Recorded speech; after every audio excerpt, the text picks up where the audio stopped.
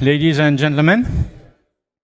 I've given you 5 minutes more than expected so that you can finish your coffee, tea, breakfast. But if you can now, please take to your seats.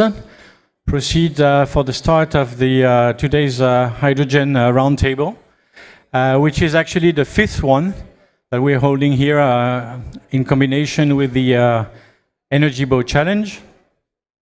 So please proceed, come forward. There's plenty of seats. Don't hesitate to come to the front. It's quite an intense morning.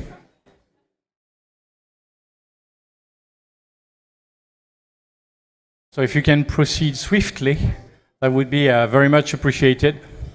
We don't want to end up too late.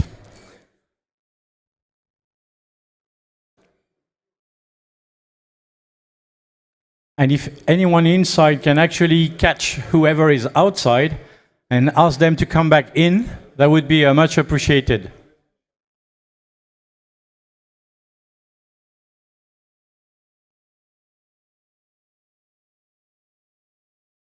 So before we start, a couple of recommendations. The first one being to keep your mobile phones on silent.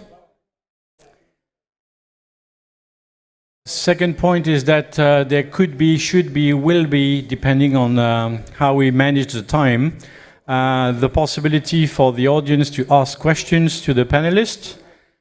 And if that is the case, I kindly ask you to keep your questions short and to make sure that there are questions for the panelists. All that said, we're actually ready to start. Still a few people finding their seats.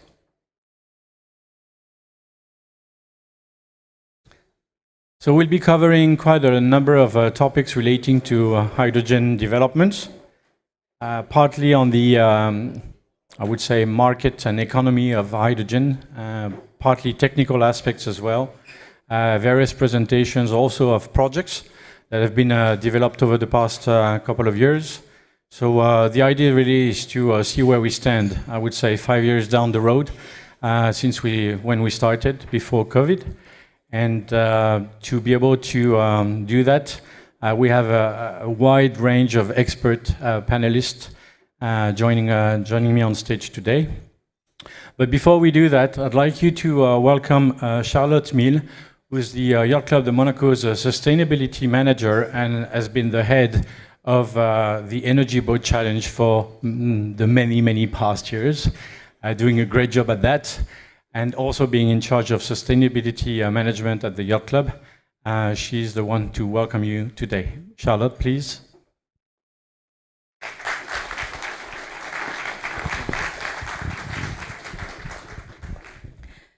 Excellences, ladies and gentlemen, officials of the Principality, distinguished guests, I have the honor to welcome you at the occasion of the Monaco Energy Boat Challenge 5th Hydrogen Roundtable that the Yacht Club de Monaco organizes in collaboration with Monaco Energy Transition and the Prince Albert II of Monaco Foundation.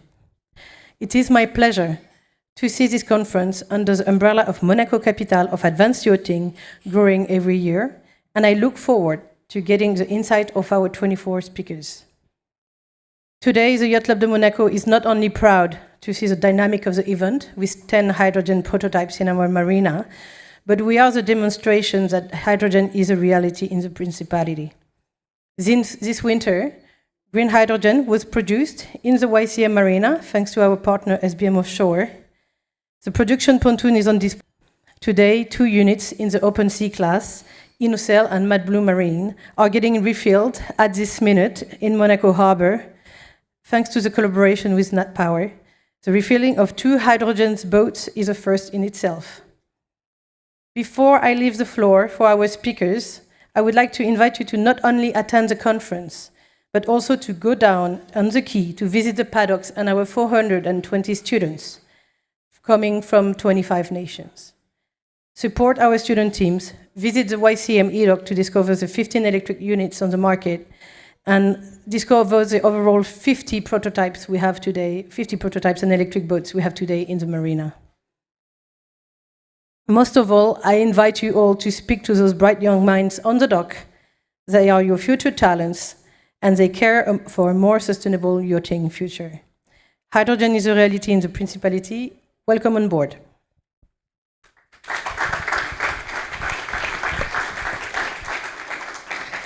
Thank you, Charlotte. And indeed, please do go down and enjoy witnessing these students who don't even sleep at night in order to be able to win the race.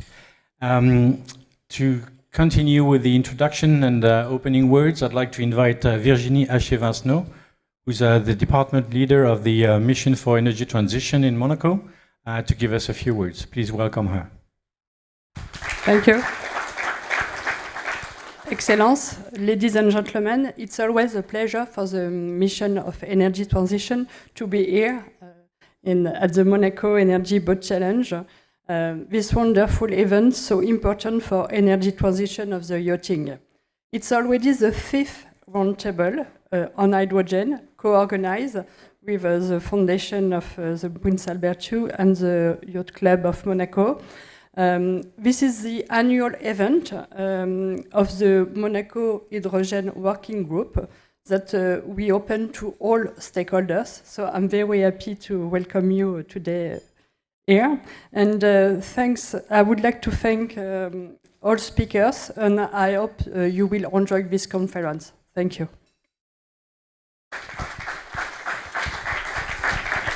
Thank you, Virginie. And last but not least, Salomé Momentin, who's the Polar Initiative Manager at the Prince Albert II of Monaco Foundation, will tell us more about her initiative.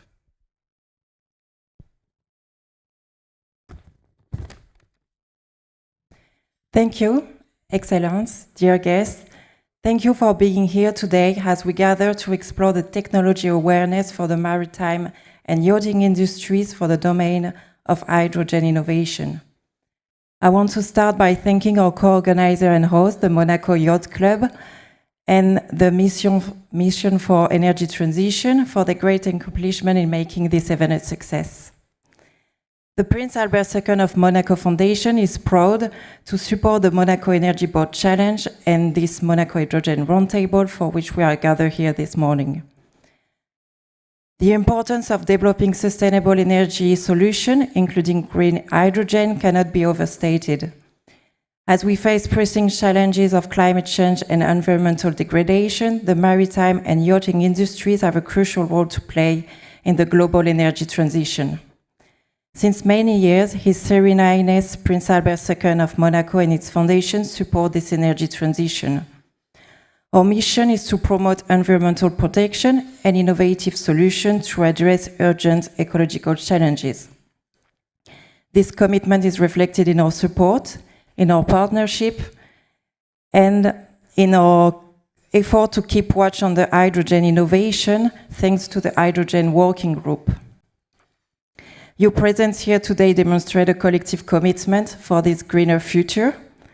I hope this roundtable will inspire you to drive into a more sustainable future for the yachting and maritime industries. Thank you all for being here. Thank you again to our co-organizer. And please enjoy the Hydrogen Roundtable. Thank you.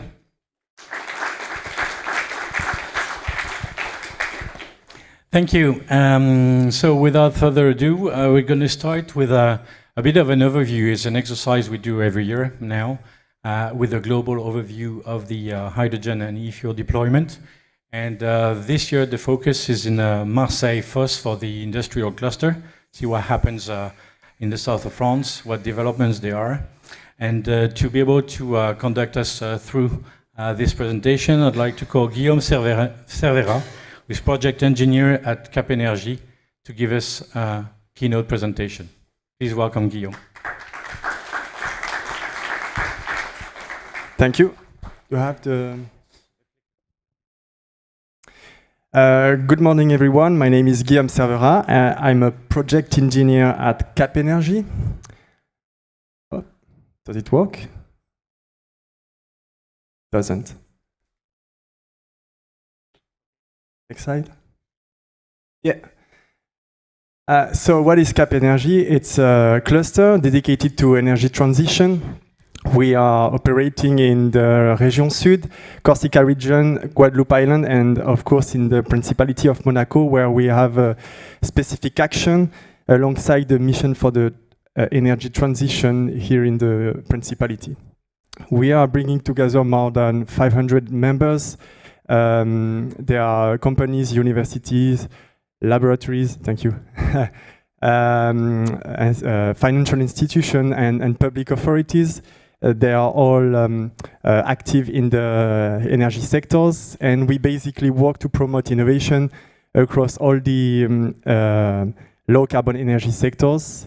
And we have a specific action. We are actively engaged in the H2 sector.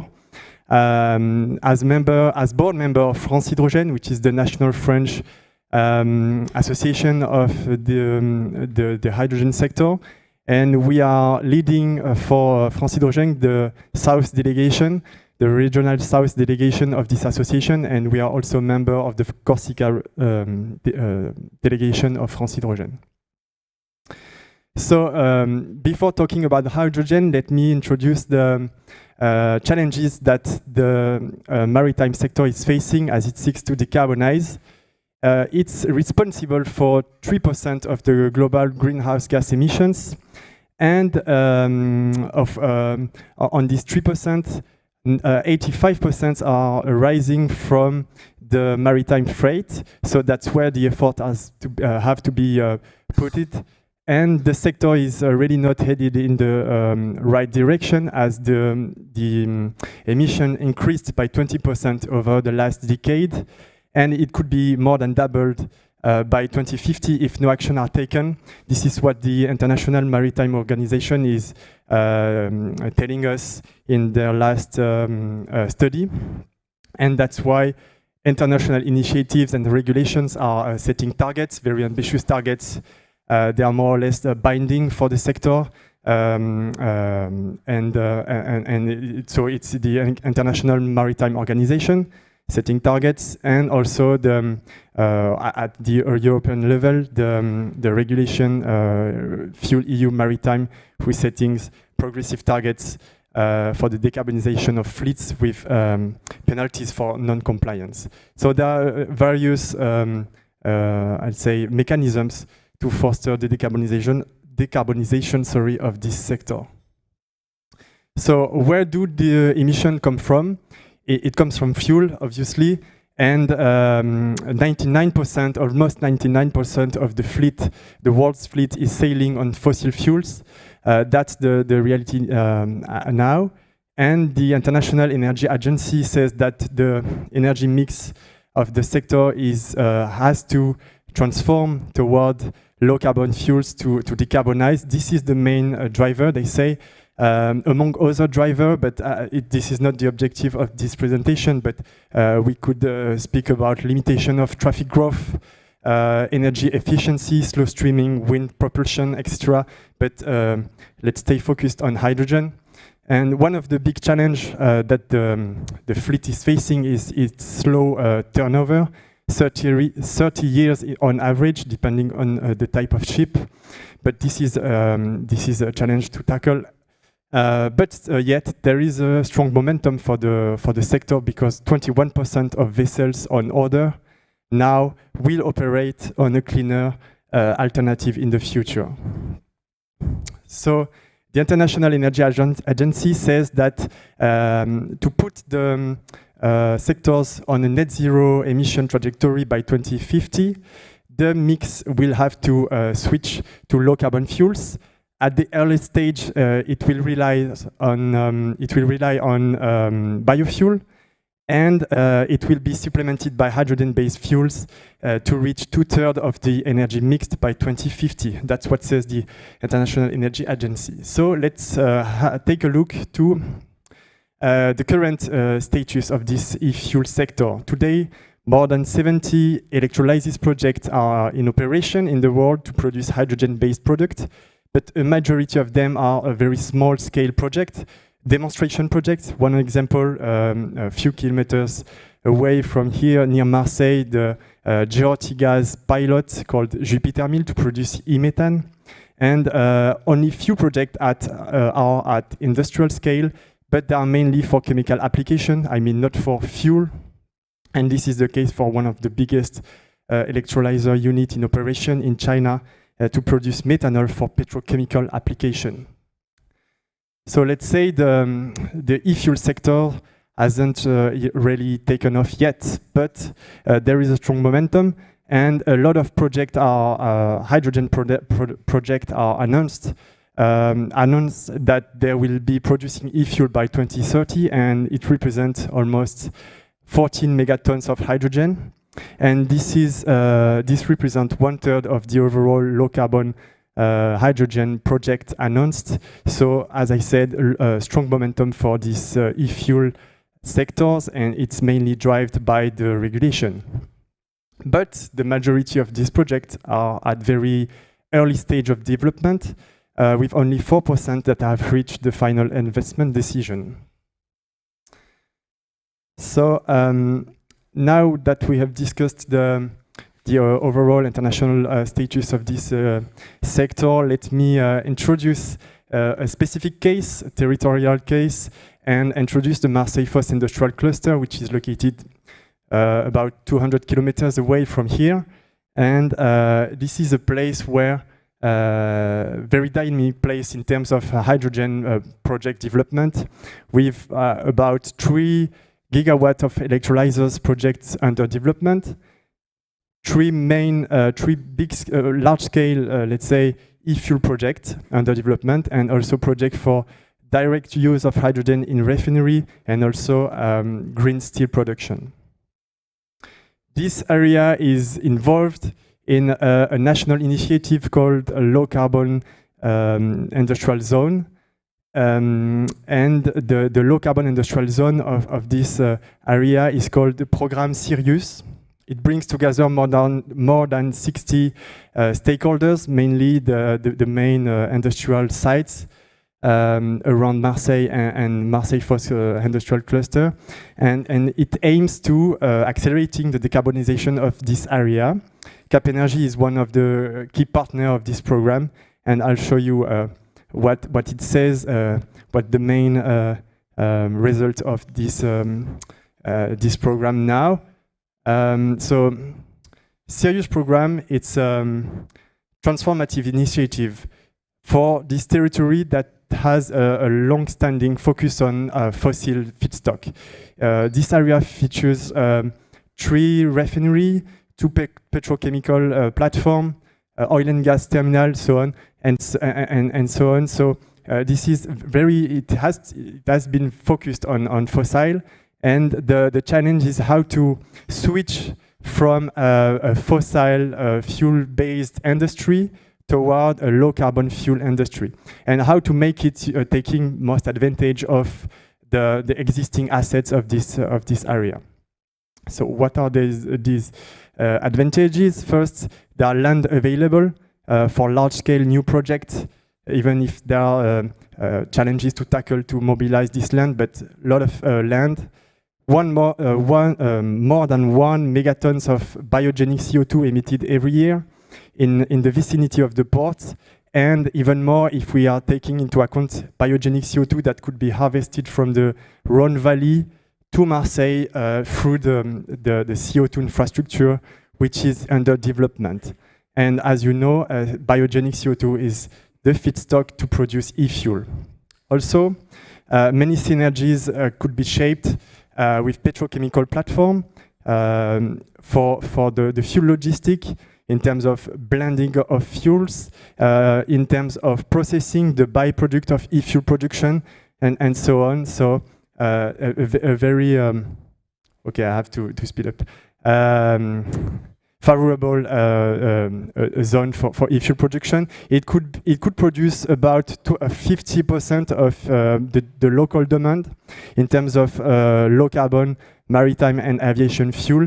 50% it's significant, but it's not enough. So there will be a need for import, and it could become a hub for import and bunkering of low carbon fuels for aviation, for maritime and aviation.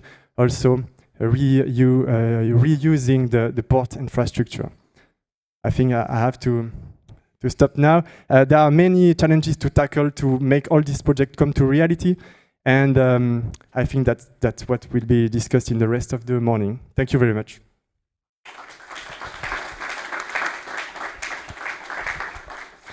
Thank you. I won't ask you questions. I'm sure there'll be plenty of time to discuss when we have coffee breaks. If you have any questions, obviously we can see that the South region is very proactive in developing low carbon e-fuels and alternatives. There's a lot of word about this pipeline, hydrogen pipeline going up all the way to Marseille and beyond. So obviously very proactive in the area, but turning that into the reality of infrastructures being available for maritime use is something we're going to be discussing with the stakeholders, as we can see that it's not moving as fast as we'd like it to do. To talk about the next topic, which is the emerging innovation ecosystem of renewable hydrogen, I would like to call John Rossent, who's president of Monaco Hydrogen Alliance, to tell us, in fact, where things stand. Please welcome. Merci beaucoup. Okay, great. Thank you very much. It's really great to be here this morning. I want to thank the great team, by the way, at the Yacht Club of Monaco and the team at the Monaco Energy Boat Challenge. It's been such pioneers, and Bernard d'Alessandri, the head of the Yacht Club, has been a real visionary regarding the importance of decarbonizing maritime mobility and to help ensure that yachting, which is such a vital feature of the Principality, can be conducted and enjoyed in a more environmentally friendly and acceptable way. And the Yacht Club, of course, has certainly been a real pioneer in seriously looking at hydrogen over the past half decade at least. I want to begin my remarks about the innovation ecosystem around renewable hydrogen by relating some news that occurred last week about a very innovative hydrogen startup in Los Angeles, which is my home city, Universal Hydrogen.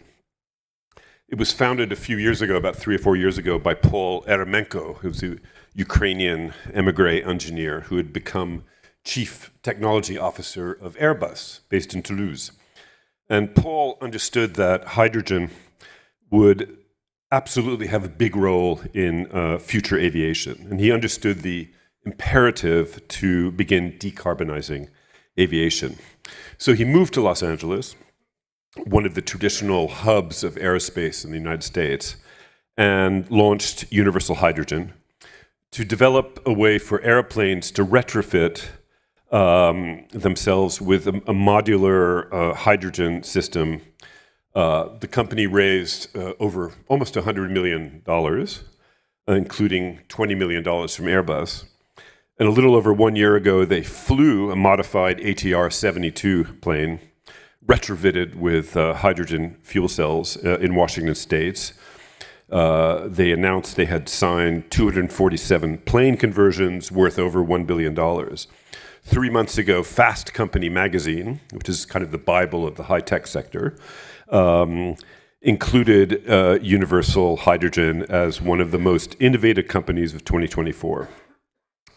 And last week, ladies and gentlemen, Universal Hydrogen filed for bankruptcy. So I hate to begin on a negative note, but the innovation system around hydrogen has its ups and its downs, and its bright spots and its less bright spots. It's very fashionable now to say that hydrogen may not be the great magic solution for our energy challenges, and you alluded to the problems of building infrastructure, etc. Hydrogen has been a very exciting sector for really the last decade, truly starting in maybe 2014 when Toyota introduced the Mirai, the first real hydrogen fuel cell car on the market. And then the following year, in 2015, the Paris Climate Accords committed nations to cutting greenhouse gas emissions. And it was clear that renewable hydrogen had to be part of the solution.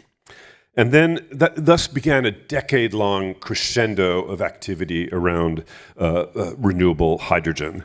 And then, of course, 2-3 years ago, in early 2022, Russia invades Ukraine, and which caused European nations to desperately look for alternatives to Russian energy, Russian gas, which helped to propel even more activity in hydrogen. And in August of that year, I remind you, the Biden administration, the US Congress, passed the historic Inflation Reduction Act, which has nothing to do with inflation, but one of the features is that it provides massive support for hydrogen, renewable hydrogen, particularly tax credits, 45V, which are 10-year tax credits for clean hydrogen of up to $3 a kilogram.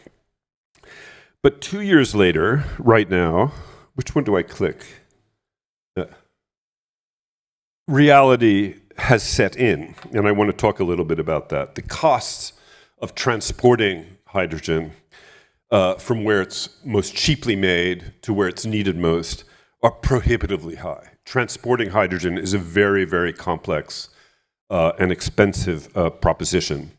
Renewable energy costs, particularly in Europe, are very, very high. They're also high in the United States, but not as high.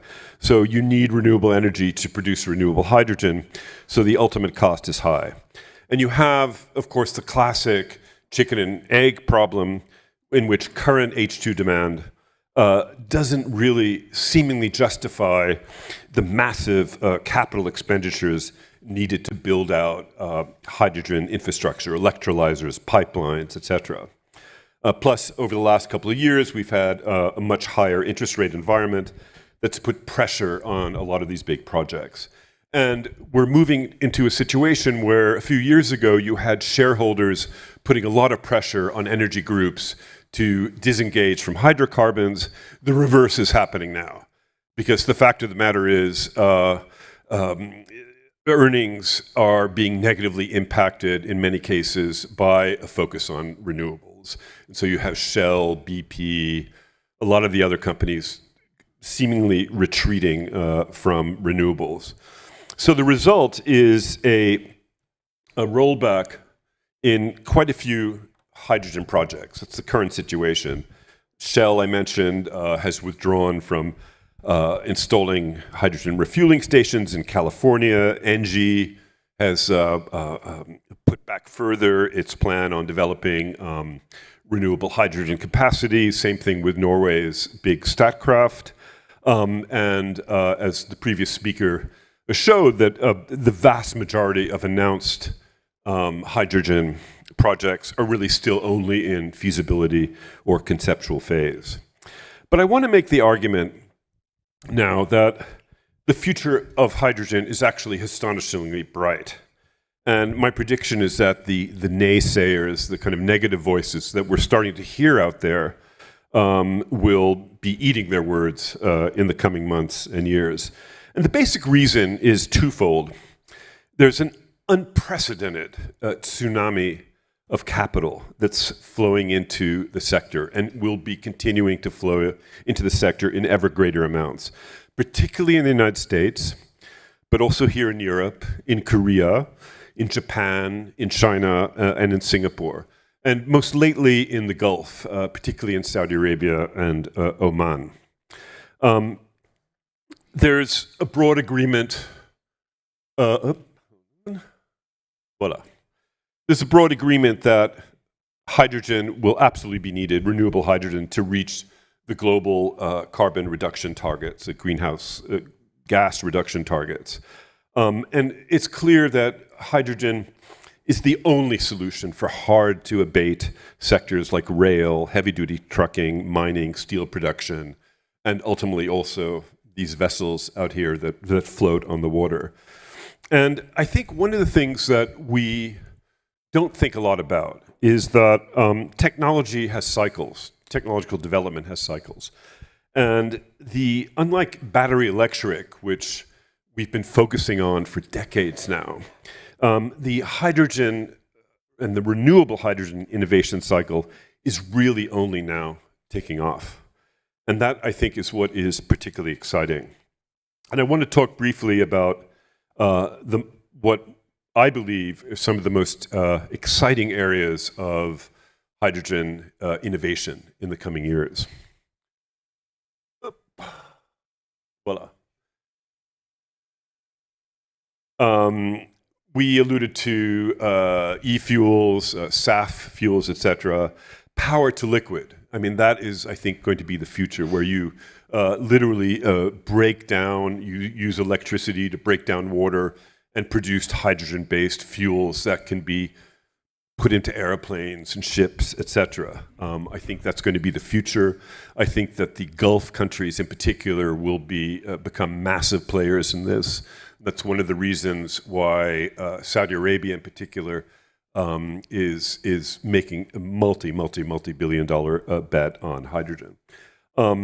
More efficient alkaline electrolyzers, particularly for this new environment where it's X-grid, it's not part of the grid, and sub 1 ton a day end users. I think we're going to increasingly see the development of hydrogen microgrids.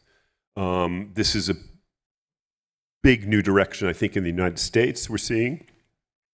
And you know, a lot of the big hydrogen companies, some of them are here today, I think focus on the big users of hydrogen. But I think in the future, we're going to see a real use for smaller electrolyzers like we have temporarily in the port today that will power tenders and ports and things like that, or trucks. We're going to certainly see hydrogen for use in ports everywhere around the world. Ports have to decarbonize. So we're going to have modular H2 power systems for shore power. It's a very big new sector. And lastly, something that excites me a lot, and if we want to get to the kinds of scenarios where my friend from Cap Energy talked about, in which you have 60% of fuels coming from hydrogen in the future, ladies and gentlemen, there is not enough wind and solar in the world to accomplish that. So the answer, I believe, will come from Generation 4 nuclear power, which is going to start coming on stream in a couple of years, 3 years, I think, 4 years. And that can be really a potential game changer for the production of, we perhaps can't call it renewable hydrogen, that we have to find another term, some say pink hydrogen, but I think that's going to be very exciting. And very quickly, I want to talk about the Principality of Monaco, because I deeply believe that Monaco can play an increasingly important role in supporting and encouraging this kind of needed technological innovation in hydrogen, particularly related to mobility and transportation. The Principality brings together some unique attributes that are simply not found anywhere else. First of all, geographically, we're at the heart of Europe, in the heart of the Mediterranean. There's a genuine, long-standing commitment to combating climate change and to protecting the world's oceans and waterways. And it's a tradition, of course, as many of you know, that dates back to Prince Albert Premier, the explorer prince, and right to the present day with the Monaco Energy Boat Challenge, the Hydrogen Working Group, etc. His Serene Highness Prince Albert II has, as you all know, been one of the world's most passionate, most committed leaders in the battle to save our oceans and water resources. And the Fondation Albert II is a world leader in this domain. Secondly, an identification with cutting-edge vehicular technology. And you only have to go in the K here to see this, the student teams. But it began long ago. You could think of the extraordinary research vessels of Prince Albert I at the end of the 19th century, the beginning of the 20th century, to the long tradition of the Grand Prix starting in 1929. A great Monaco entrepreneur named Gilles Pasteur helped create the world's first and fastest hydrogen fuel cell car, speed car, back in 2009, the Venturi Buckeye Bullet 2, which I think still is the fastest hydrogen fuel cell car in the world. It reached 487 kilometers an hour, which is very fast. So it's for these reasons that we launched 3 years ago the Monaco Hydrogen Alliance,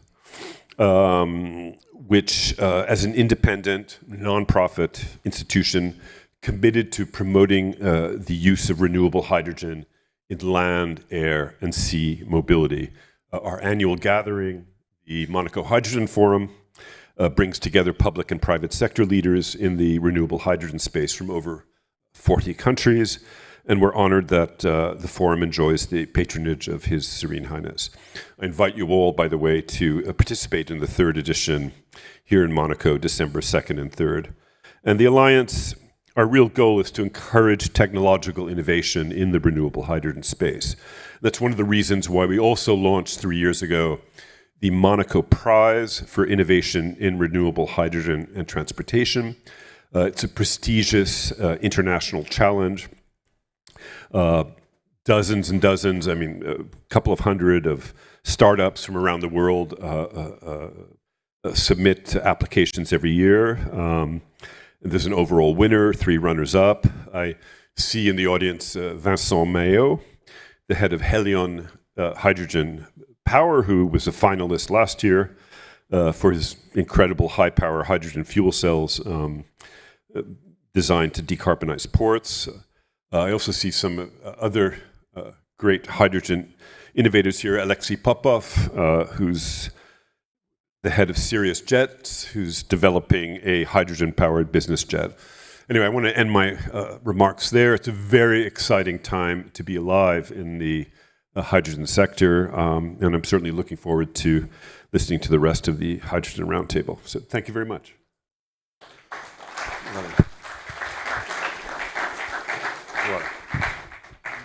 Okay. Thank you, John. Yes, indeed. Being positive and optimistic about the developments, let's say, we could talk about delays in what, when we met the first time 5 years ago, we were very optimistic, very proactive, and obviously very hopeful that things were moving faster on the hydrogen ecosystem. Then COVID hit, and then we thought, wow, in fact, it's increasing things faster. There's a lot of investment, as John said, and Guillaume as well. But what's the reality today? Both of them actually pointed out that there are some challenges, difficulties, and delays in development.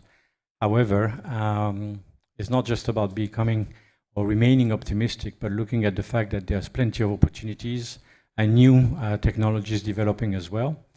And to be able to discuss these, I would like to bring to the table or to the floor what we call hydrogen pioneers in the yachting industry, so that they can tell us a bit more about how they've been pioneering the yachting industry and showcase some of the projects they've worked on. So I'd like to have Bram Jongepier from Fedship, should be somewhere around there. Joining me on the stage, Alessandro Balzi, who's the Energy Department Director at Balieto, to come on stage as well. Resen Debelic, who's the Project Manager for the ZIAS projects at Lursen. And Miguel De Ros, who's the co-founder of Mad Blue Marine. Please welcome these gentlemen on stage.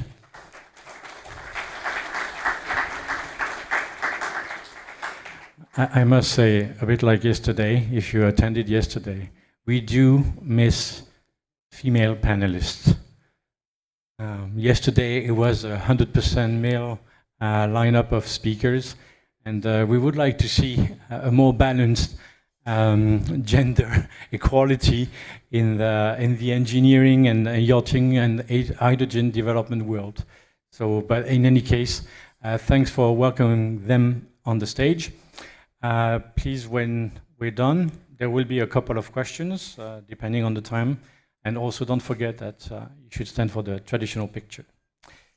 I will leave the floor to Bram to start his quick introduction, and then we can carry on discussing with the others as well. Thank you. Well, that's a challenge, being quick. Thank you for letting me show you something on our new boat. We launched... That's not my boat. So a couple of months ago, we launched our... there we are. We launched our 118-meter largest fat ship up to date. And it is not only special because of its size, but also because we put a 3 megawatt fuel cell in it on liquid hydrogen involved in there. To go back a couple of years, 5 years ago, we started talking to a customer. He came to us with a, which was a big boat. So we thought, how can we make this more interesting? So what you see is actually the first picture that we made of our hydrogen installation. Little blue square, let's talk about this. And you can imagine the discussions that were there with an owner that we had to sell something that didn't exist. We had to build trust. And at a certain stage, we had built enough trust to have the owner say, let's do this.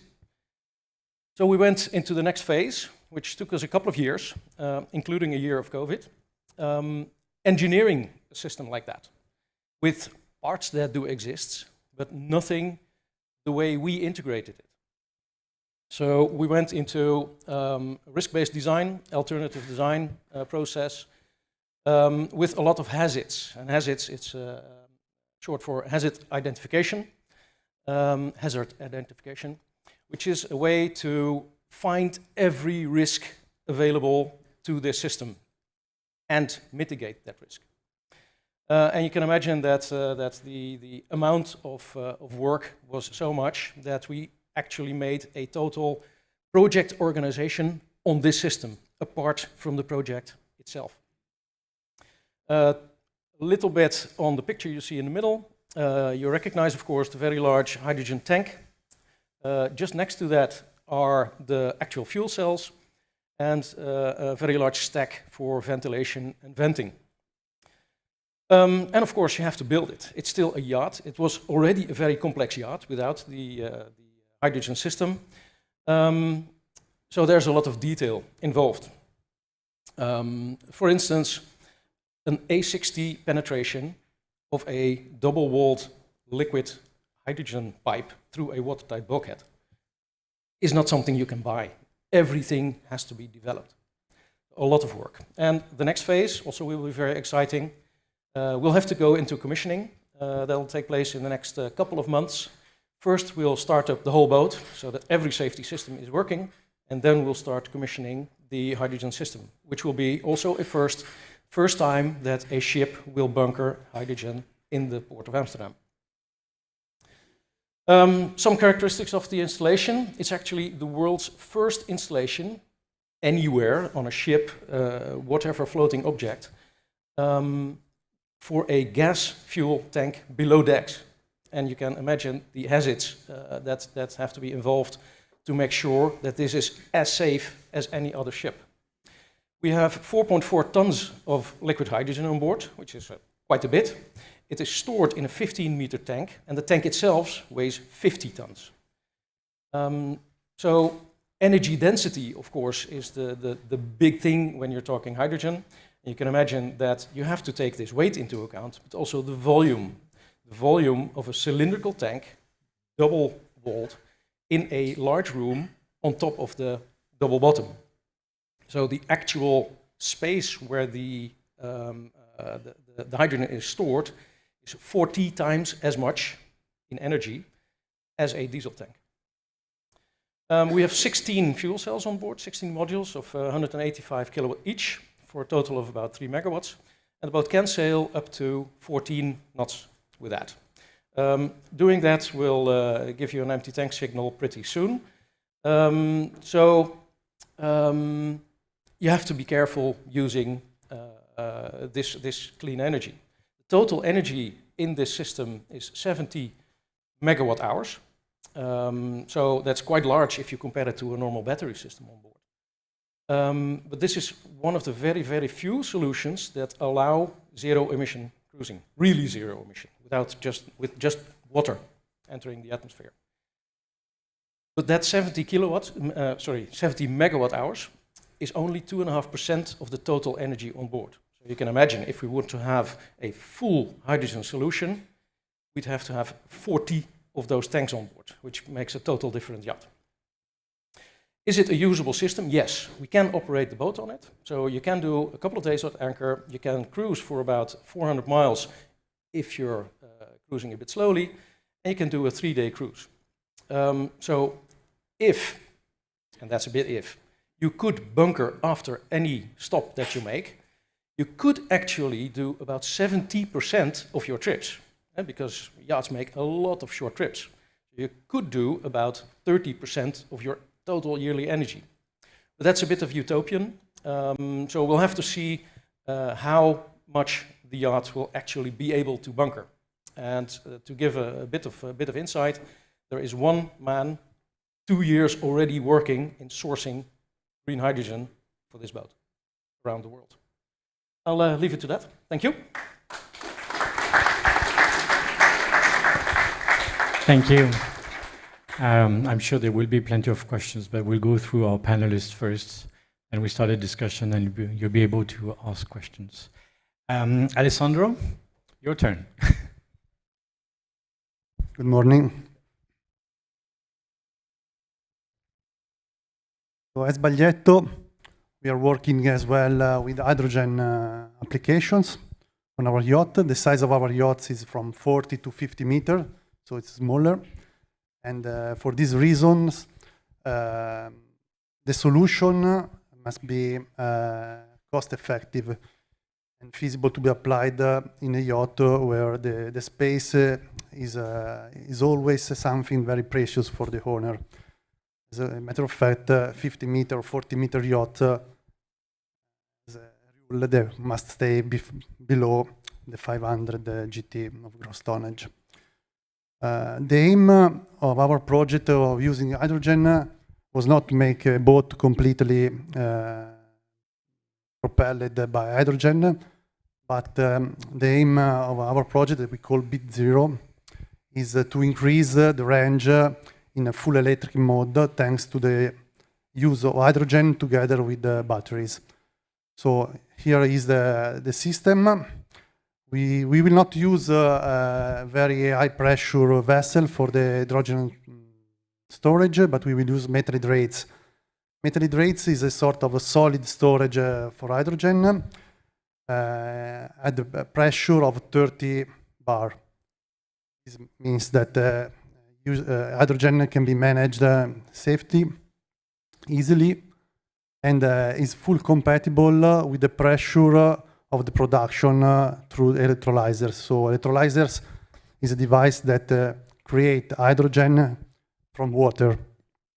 And this hydrogen is created at 30 bar, and this pressure is fully compatible with the storage. That means that is a very efficiency way to storage hydrogen.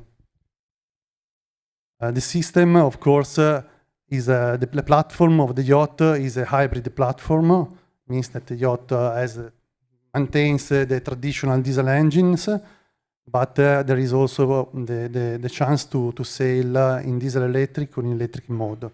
When you sail in electric mode, you will use batteries and hydrogen for the propulsion. So this is just a very quick comparison with the technology, with the hybrid technologies. So we recently delivered last year, end of last year in 2023, a hybrid yacht with approximately 600 kilowatt hours of batteries. And we are going to deliver they are all 50-meter yachts or 40-meter yachts. We are going to deliver next year a yacht with 1.1 megawatt hours of batteries. The application of hydrogen will give the opportunity to make 4 times of the range, to increase up to 4 times the range in full electric mode. So up to 18 hours at anchor, or to navigate a very low speed 22 hours at anchors and 24 hours of navigation at very low speed. Where are we? So The project is set to be delivered in 2027-28, but currently we have a real scale prototype in our shipyard where all the elements, like the fuel cell, 200 kilowatt fuel cell, electrolyzers for production of hydrogen directly on site, batteries, grid connection, low pressure storage in metal hydrides and renewables, photovoltaic panels, surface equivalent to the one that will be installed on board is working, is currently under commissioning, and this will give us the opportunity to make experience, to get know-how in order to optimize the technology that must be, the use we think will be increased in the next years. Thank you. Thank you. Yeah, plenty of questions already in my mind. I'm sure you've got plenty for them as well. So Dressen, being the project leader, you say, for the ZS project at Lursen, now it's yours. Thanks. So, bonjour everyone. It's really a great pleasure and honor to be together here in Monaco with you. Okay, so my name is Dražen Debelić. I'm an employee of the Lursen Design Center Kvarner, which is obviously a Lursen engineering office, but located in Kvarner region of Croatia, in town of Rijeka. We have approximately 120 naval architects, machinery engineers in the office, where we are actually working together with all the colleagues from German shipyards and offices as a one team.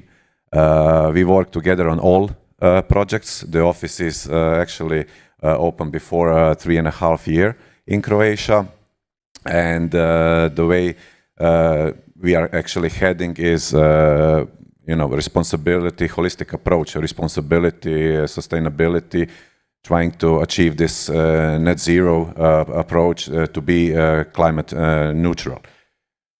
So how do we do it? As you mentioned, I got the honor and opportunity to be project manager of the project ZEAS, which means it's an acronym from Zero Emission Adriatic Ship. It's not a yacht or mega yacht, but this project is actually an EU co-funded project where we are gaining knowledge and experience in hydrogen.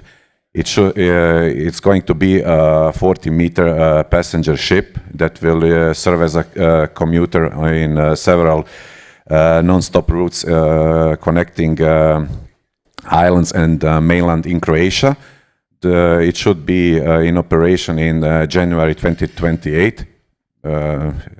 It means we have a lot or to less time, depending how you look. The project itself will be completely fueled by hydrogen, compressed hydrogen. Currently, we are seeing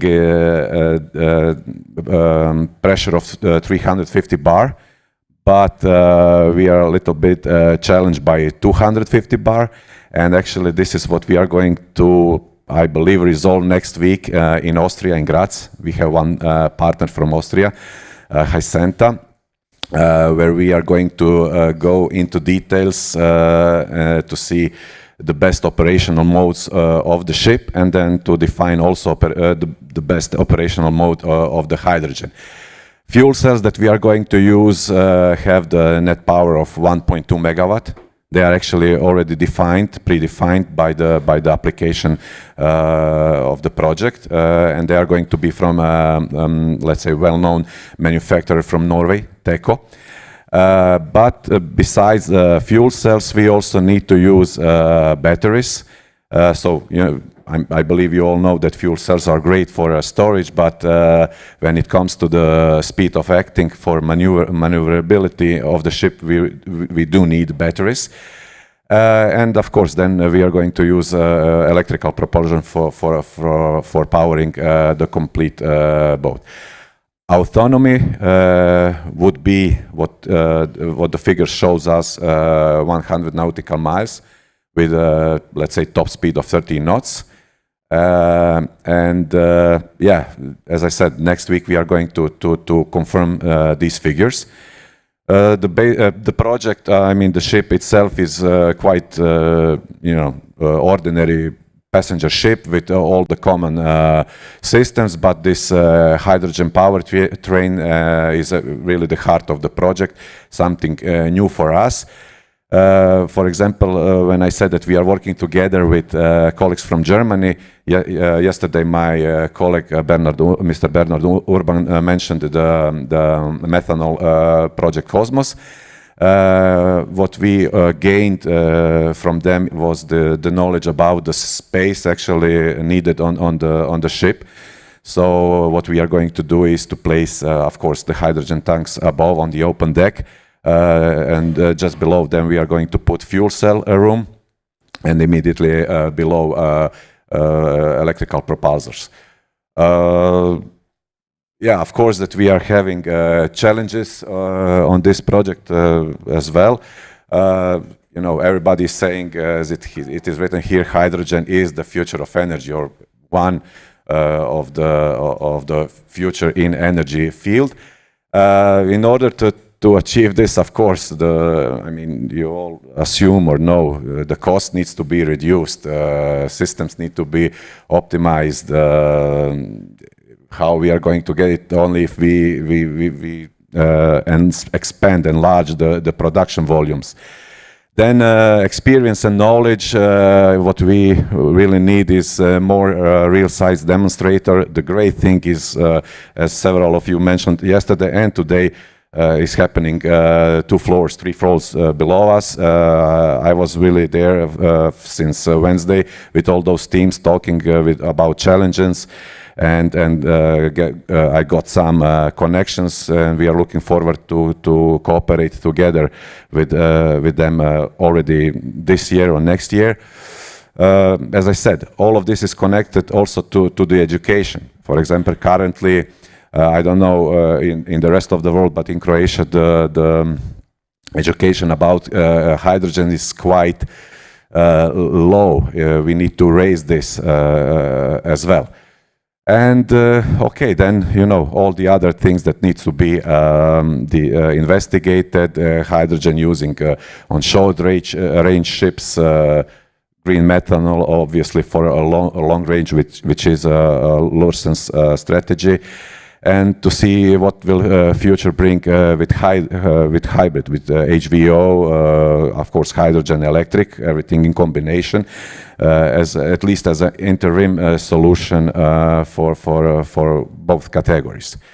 So yeah, that would be from my side. I would just take the opportunity to say hello to all of my colleagues watching this on live link and the family back in Croatia. Thank you.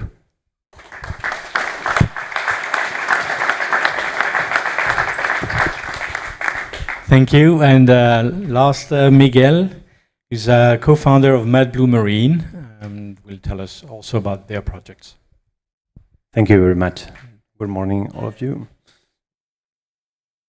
Yes. It's only 2 slides, so don't worry.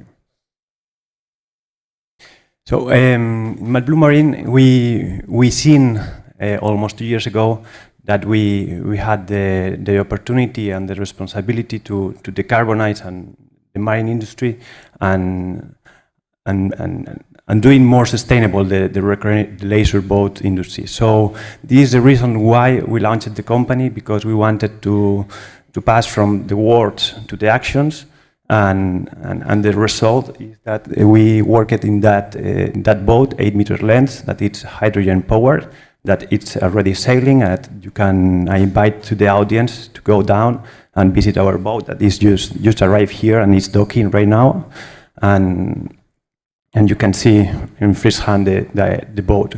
And we have done that keeping in mind that this pioneer spirit that we have been talking this morning, because in one side we wanted to keep in mind that we were exploring that the journey, we know that it was going to be tough and long, but the reward it's immense.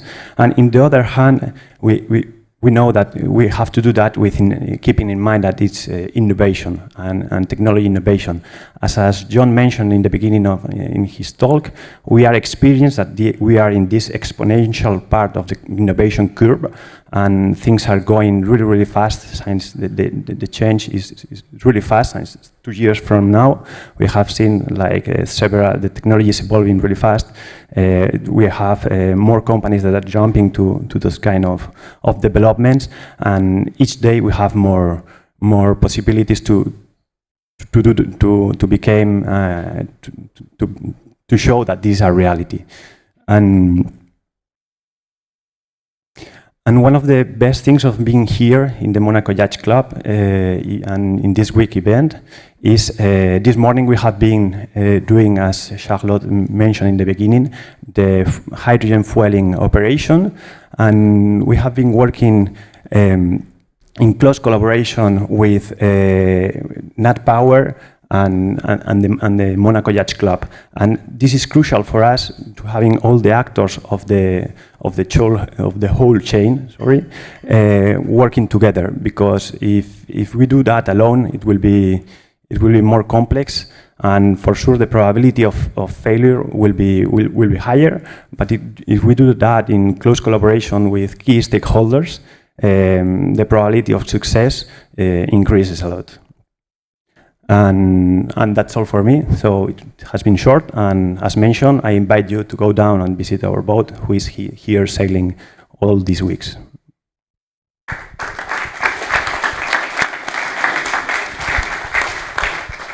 Thank you. I already have some questions, and I'm sure you have some, but sorry, I'm first. Obviously, small boat, right? Small boat, 8 meters long. Big boat. And the same question, refueling. So the question, in a way, I mean, I know we'll talk about infrastructure a bit later. When you started your project, the big one, the small one, did you expect that it would be complicated? And how long did you expect that it would take to be able to have, I would say, easy refueling solutions? Both of you. You've got some mics as well. Well, I can start talking by saying that this morning we have done the refueling operation this morning here in the Monaco Yacht Club, in the Monaco Marina. So it's a reality already, and for sure every day will be easier. And if we keep this collaboration among all the actors, for sure it will be much more easier than it has been, for example, to arrive here. So for us, it's a reality already, and for sure there are plenty of challenges that has to be solved by several parties, because we are not alone on that. We need regulation, we need marine operators, we have H2 producers, H2 logistic companies, refueling companies, so we need plenty of actors working with the good timing, at the good speed, and to make that real. Thank you. Yeah, I think when we started out, of course, nothing existed, and still now not much exists in the way of logistics for green hydrogen. We knew that, the owner knows that, so yeah, he's conscious of the work that has to be done to get fuel on board. We actually started out with compressed hydrogen, partially because we thought it would ease the technology jump to this fuel. But during our hazards, we ran into trouble, and we had to change our design to liquid, which makes it, I think, a bit more difficult and less accessible to bunker. But still, yeah, you have to do something. You have to start somewhere, and this is where we've started. Thank you. So in our case, I talk about the electrolyzers because when we start with our project, the future was quite uncertain. So we are offering electrolyzers as on-site capacity to produce green hydrogen. but the reality is moving faster, and probably a net of refueling station is already been planned. See later, and so the electrolyzers will be an optional. So this will allow our boat to save space on board.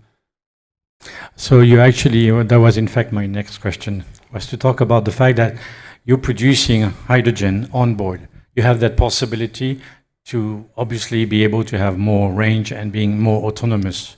See, the idea was to overcome the lack of an infrastructure.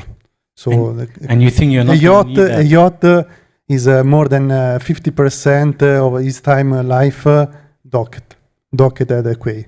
So during that time, owner can produce his own green hydrogen if the energy that comes from the dock is certified to be renewable. Or he can produce hydrogen directly on board with the photovoltaic panels. Of course, the rating of production on board is very low. But that was the idea at the beginning of the project. This is the reason why I'm saying that this is an optional module. If the infrastructure, there is a net of refueling station, that module will not be necessary on board. But even if there's infrastructure being developed, the thing is, I mean, in a way, being autonomous in your production of your own energy storage is something that is kind of a dream, something we talked about in years before.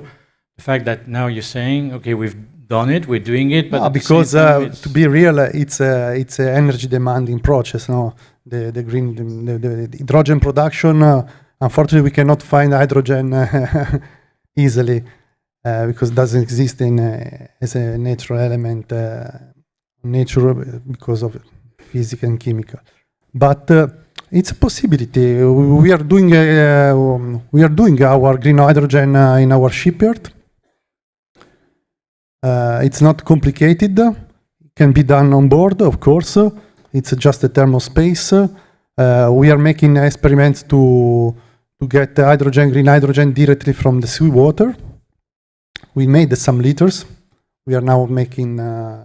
Last week, we produced green hydrogen in La Spezia, and we are waiting for the analysis of the hydrogen product and on the water. Okay. Yes, Tristan.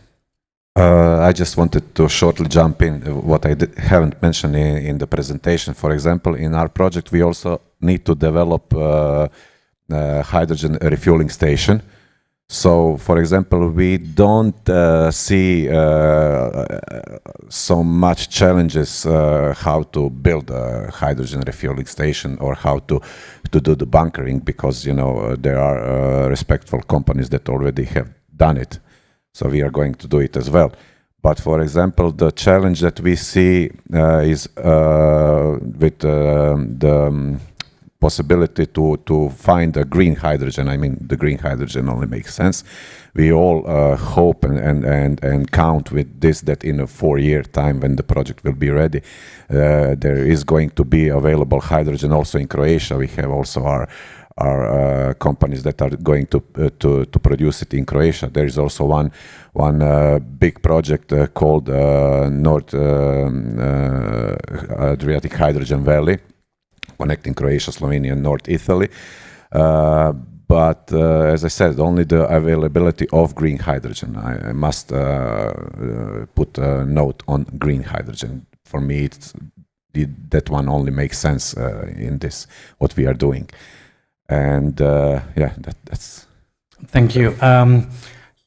Two last questions from my side to all of you. Obviously, technically, you said it's been a learning curve. It was a first for most of you anyway. But doing so, you learned a lot. Now it works. It's effective in a way, and you're saying it's mastered, right? Obviously, infrastructure refueling is a difficulty. I can understand that Fedship went the liquefied hydrogen, but you didn't install any electrolyzer on board.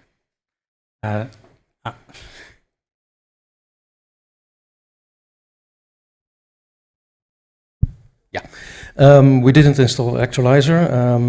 I'd be pretty unsure of the efficiency of the total process. Onboard sustainable energy with solar cells is a really little addition to the total energy use on board. So the big solutions will have to come from alternative fuels like hydrogen, like methanol, like HVO. Thank you. Then the question is, if everything is happening the way it seems to be, what do you see as the timeline for the, I would say, fuller adoption, or from your pilot projects to become more mainstream with the proper infrastructure in place? What's your vision of that midterm, long-term reality of hydrogen use on board and refueling? If you have any idea on that. I think I agree with my friend from Lursen that pure hydrogen will be a partial solution because of the storage.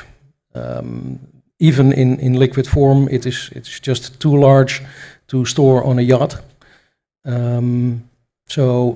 Yes, for partial range, we can do with hydrogen. I think fuel cells are definitely the way to go. But the development of reformers to create hydrogen, that's where the main challenge at this moment is. Yes. In our case, we seen like four pillars. The first one is the regulation. It's needed and it's not existing nowadays. It does. Let's say it does. Yes. That's what they keep on telling us. You know, the regulators, the classification societies. They say now it's ready. It's starting. It's there. It's starting. And the second one is the industry and of course big players that they are talking right now about giga and tons. They will help a lot to us because we are talking about kilograms. And the third one is the technology, and we have seen that it's evolving really, really fast. And for us, it's a really good sign, and it will also define where it will be adopted by the mass. And finally, as I have mentioned before, is the collaboration among the different actors. So they are the four key elements that should be here to make that a reality and having all hydrogen-powered boats in every marina. Thank you. One very last from me. Big boat, small boat, professional boat, medium size. Well, okay, 50 meter is not medium size, but it's not that huge. It's not 120. Just give me a percentage in terms of cost, not, sales cost, whether it's a big yacht, small yacht, professional ship.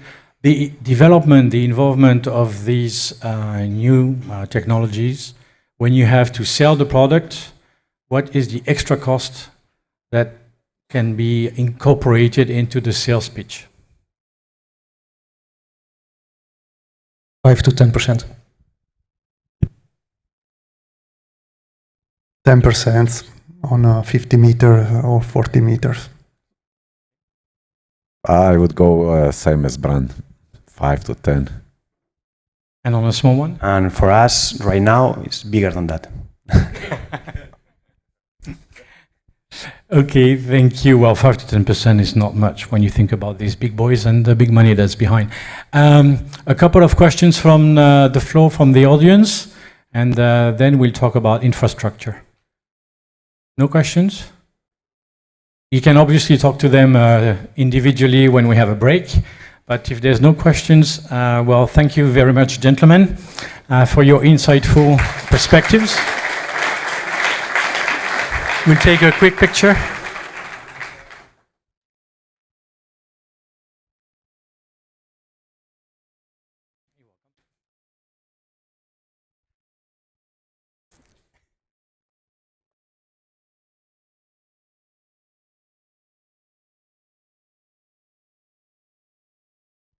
Thank you. You were good because you even kept the order of appearance.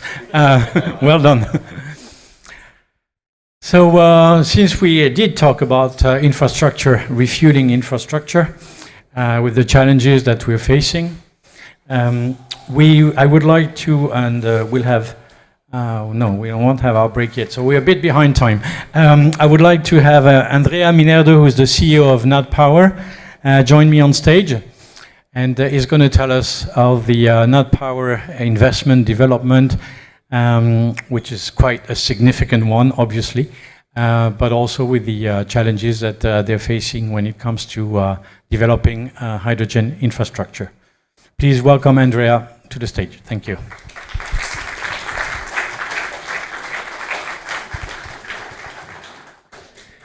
Thank you, and thank you for the invitation. Being here for us is an honor, because this is by far the best conference that is able to talk about what's happening in the hydrogen world with a very concrete approach. We like it. We like to share what we are doing, but also we like to know more about what is in this world. Just a small detail. I'm the CEO of Nat Power H. I will tell you what we are doing. The CEO of Nat Power is Fabrizio Zago, that is here. And I will talk a little bit about what Nat Power is doing. It is quite interesting to talk about the energy that is needed in order to produce all the hydrogen that this market will use in the next few years. So as soon as the presentation will start, I will talk about the details. Okay. This is, I think, is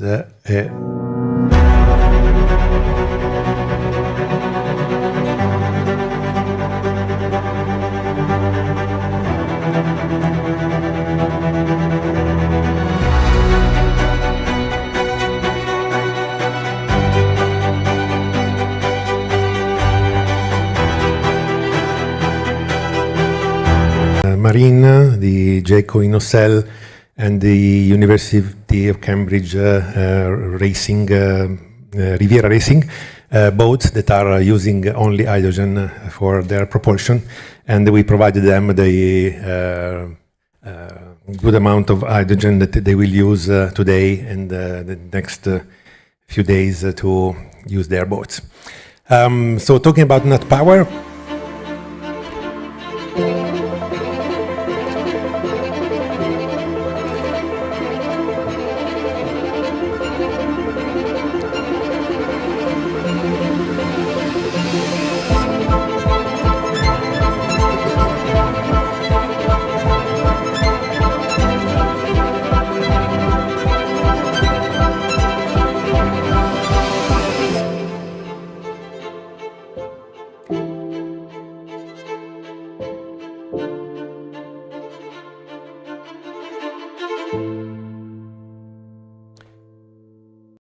Okay, so this is our environment where we are one of the largest developers, independent developers of renewable projects in the world.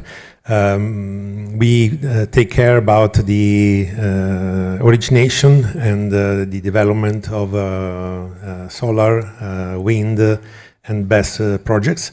We are doing this since 2019, even if the management is working in this environment since more than 25 years at the moment.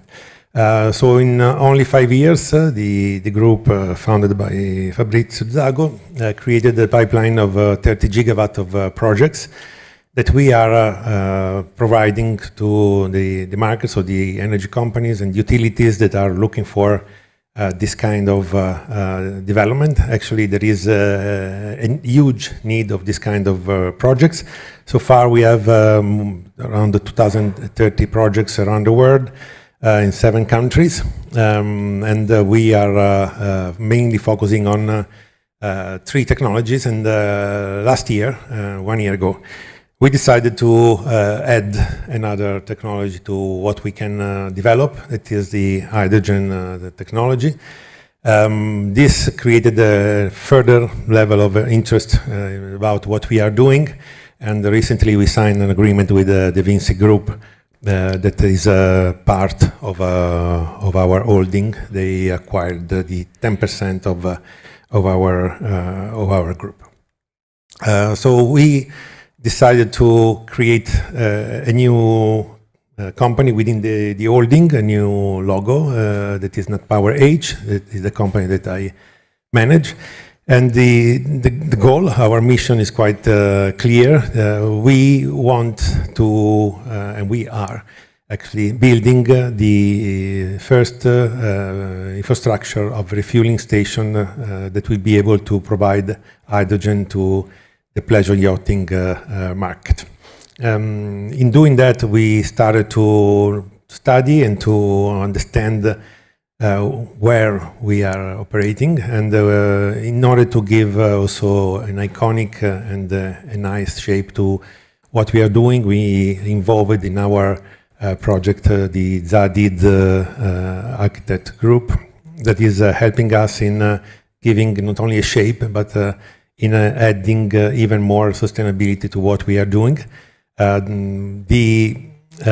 This is the look and feel of our refueling station that, as you can see, is not the normal container that we are used to handle when we talk about hydrogen or in general energy plants. This is a complete sustainable infrastructure that is following the regulations in terms of storage, in terms of handling of hydrogen. This is the rendering of the first one that we will install in Venice before the end of this year. We started in developing this project that today is involving more than 70 people. Starting from all the very complex regulations that are demanding a lot of attention to the storage and the handling of hydrogen. And we decided to start with this project, even if the regulation and the market is not still completely ready for this development, but we are building infrastructure, so we need to start before the real market. These are other rendering of what we are going to install and to operate. This is the top view.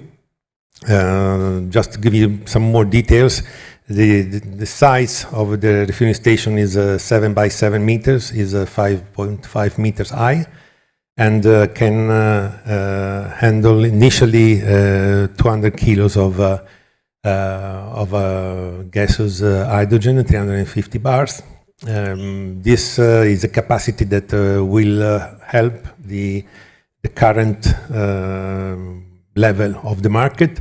We designed the infrastructure in order to be scalable, and the capacity of these stations will follow the growth of the market that we will have in the next few years. We analyzed that growth, and we expect that we will need a real bigger capacity than the initial 200 kilos. What is the reason why we expect something more is because a lot of things are happening.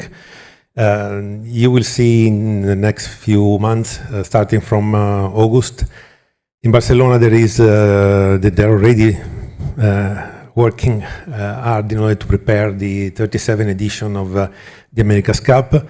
This will be the first America's Cup edition where there will be hydrogen there, because New Zealand, that it is the defender of the cup, mandate to all the other teams to have at least one chase boat that will be fully propelled by hydrogen. Those boats are something fascinating, and from the technical point of view are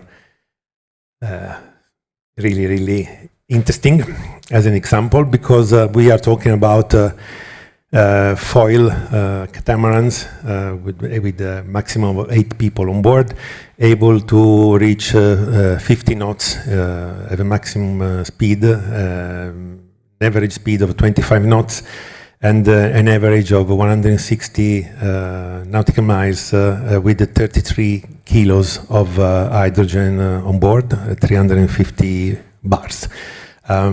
This is already happening. The tests of this, especially this one, that will be we will have a presentation about it. I want to show you what we are doing in this context together with our friend Blue Game. We started with the refueling of the Blue Game boat, because Blue Game is providing the chase boat for the American and the French team. This is where we are starting from, in line with all the existing regulation. We worked a lot in order to have the risk assessment of this kind of operation, and this is the result.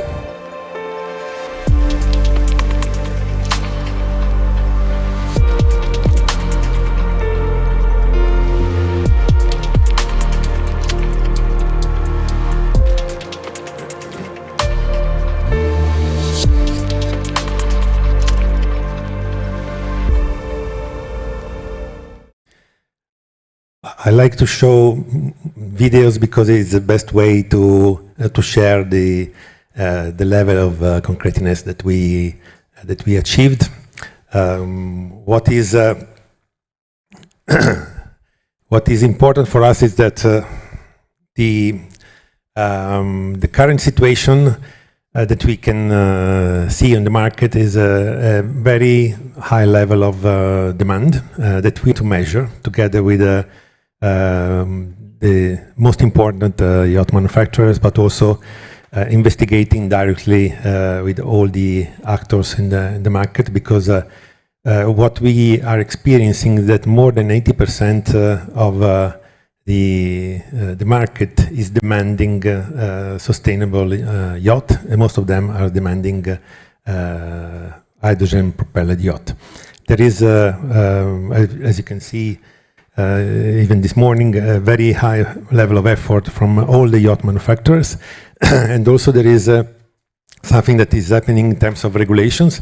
It will start in the Nordic in 2026 with the diesel ban on all the Norwegian fjords, but is also starting in Italy in the Cinque Terre area, where from next summer you will be able to be there only with the sustainable boat.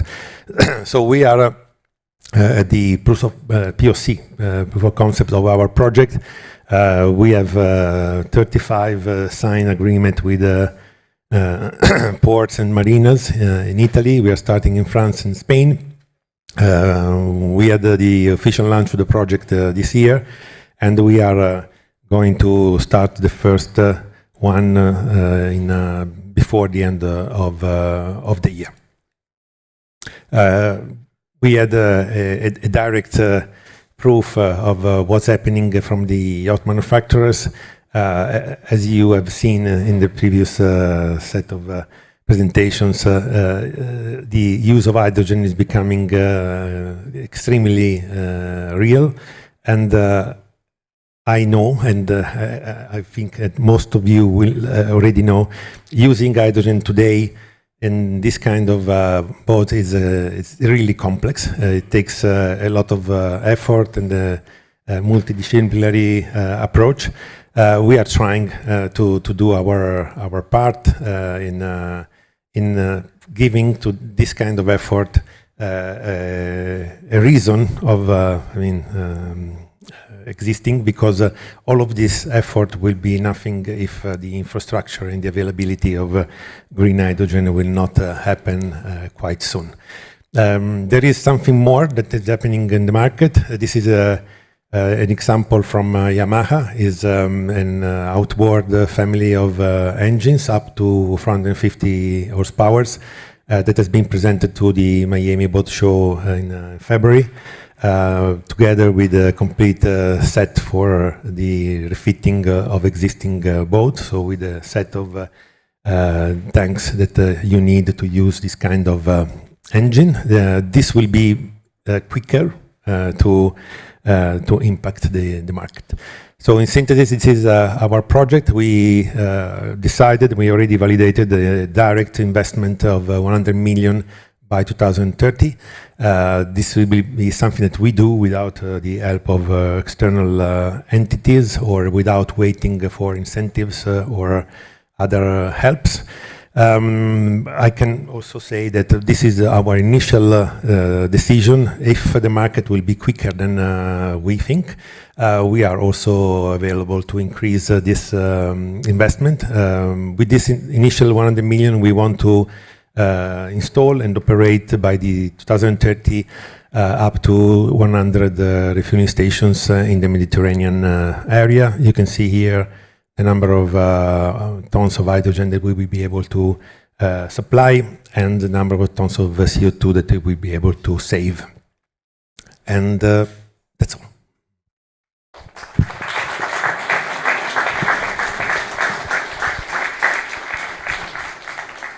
We don't have much time for questions, but I still have some. Stay here, please. Given your last slide, 100 million investment, 25 concessions, and then you said your aim is for 100 concessions, right, around the Med. When you say 100 million investment, does it mean that the investment into each station is like 4 million, or is it 1 million? So far we have 33 signed agreements with ports and marinas, and the reason why in just 6 months we achieved this is because there is a huge welcome that we find when we talk with port authorities and with the owners of the marinas, because everyone knows that hydrogen is coming, but nobody knows how to manage it. Okay. We started 1 year ago, after 6 months of analysis of the market, in defining that a reasonable goal will be to have at least 100 refueling stations from now to 2030. And we have a plan in order to start this year and having all the 100 in the next 5 years. More or less, it will require an investment of 100 million. I can say that what we are doing is something unique in the hydrogen infrastructure environment, because usually you find a lot of public or governmental funds focused on 1 or 2 or 3 refueling stations, especially the automotive sector. This is what's happening. What we are doing is we are industrializing an ecosystem in order to have the proper pricing. So the LCOH, so the level cost of hydrogen that we will have will be lower than the standard, because we are thinking in building hundreds. Okay? We say 100, but if the market will be, as we think, quicker than all the analysts say, if there will be the need of having 200 or 500, we have enough, say, financial funds in order to go for that. And your business model then is about investing into the infrastructure. If I make a connection with the battery charging model of Aqua Power, for example, Aqua Superpower, sorry. So you invest into the infrastructure, and then it's going to be a concession model with the ports, or you're going to be operating yourselves. Or that's something that depends. There's flexibility in the approach. That's a very good question for 2 reasons. One, because in 2014-15, the founder of Nat Power has been the creator of the first Italian and then European infrastructure of EV chargers for the automotive sector. The name was B-Charge, and it's a company in infrastructure that has been acquired by Eni in 2020. So we know what does it mean starting from scratch, and the business model is very similar to the EV chargers environment, with some specific peculiarities that are specific for the pleasure yachting business. And what we are doing is creating an infrastructure that we want to operate, because it's not our goal to give it to others. Because it's important for us to keep the strong link with the yacht manufacturers. Something that when we were talking with the automotive manufacturers was not possible. It's a different market, it's bigger, it's more complex. Here in this world, we have a very easy dialogue with the yacht manufacturers, and we are defining together the standards and the way of building, let's say, together the infrastructure. Thank you. One last question from me. 33, okay, you put 25 plus. Now 33, agreements with ports and marinas. I can tell you from experience over the past few years, it's amazing achievement. I want to see that turn into reality. I guess these 33 are started mostly out of Italy. Venice, you said, is going to be the first one.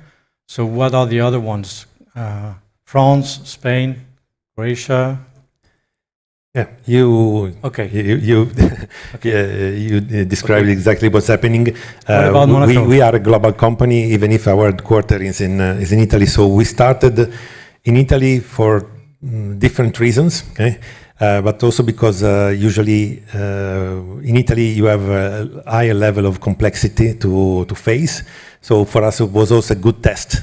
And signing more than 30 agreements in Italy in 6 months, you're right, is not normal, let's say.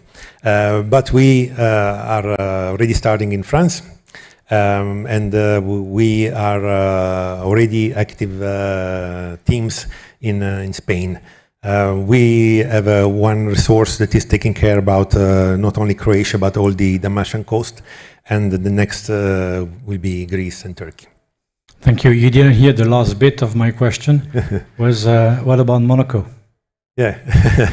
So we are here, and we are very concrete in what we are doing. So we wanted to start from real refueling of boats, and this for us has been a very good opportunity to talk with the local authorities. We found a very open environment, so I expect good news from here in the next future. Many thanks for your explanations and presentations. If you'd like to to greet him back to the audience, what I suggest is that I was meant to start another panel, but we're a bit behind track. I believe that everyone deserves a coffee break. So we're going to do a stop now for basically 15 minutes so that you can discuss further all these aspects. And then I'll call you back. We can continue with the next set of panels where we're going to be talking more about economics. Thank you again. Thank you so much. Thanks.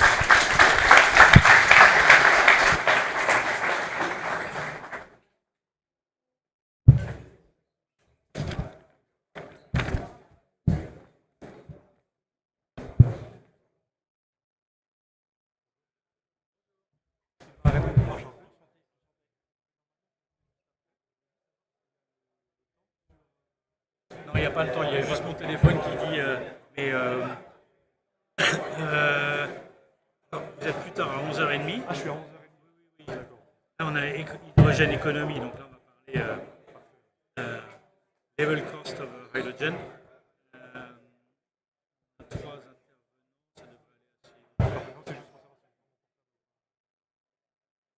Après, vous avez donné votre présentation. Oui, tout à fait. Donc, il n'y a pas de souci. Pas de souci, elle sera. Le clicker, et d'ailleurs il faut que je le récupère, je ne sais pas où il est passé, parce que ça c'est le clicker de... Parce qu'il est André a son clicker.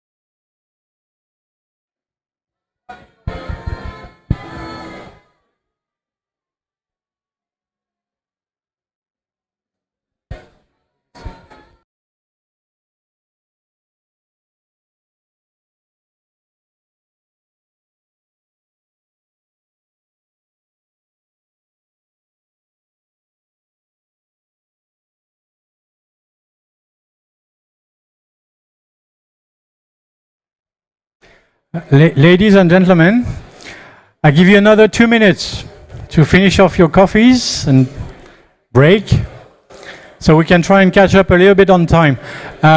You will have plenty of time during the lunchtime to carry on conversations. So if you could please slowly but surely move back towards the auditorium in order to continue our discussions and presentations. Many thanks. Try and gather the people from outside, bring them back in.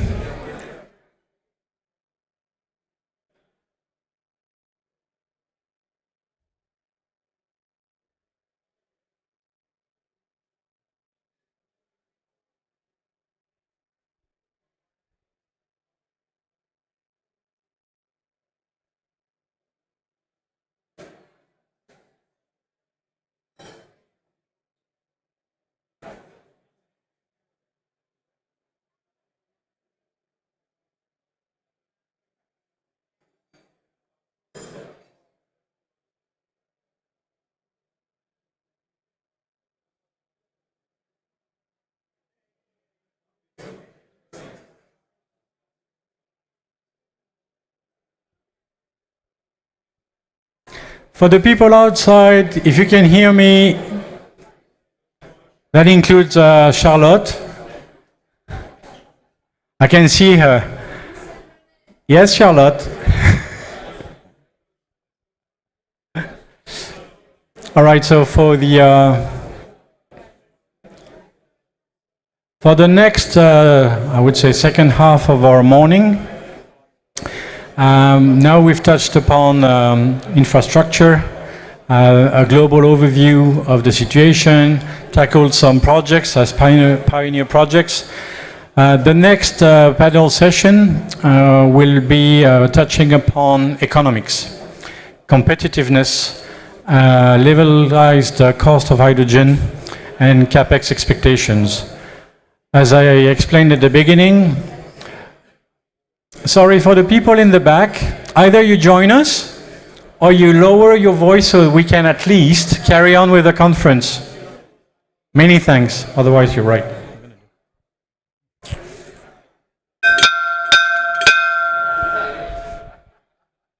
Thank you. When we started a few years ago, we had very optimistic expectations when it comes to the cost of hydrogen, and especially the development of green hydrogen, and being able to have affordable green hydrogen in order to speed up the development of the entire value chain. I would like to call on stage three specialists in the economics of hydrogen sector. Mr. Philippe Esposito, who's the president and co-founder of DH2 Energy. Please welcome Philippe. Mathieu Crest, who's a partner in energy and utility sector of Corporate Value Associates. Please welcome Mathieu. And Eric Raku, who's associate director Green Energy at Boston Consulting Group. Welcome.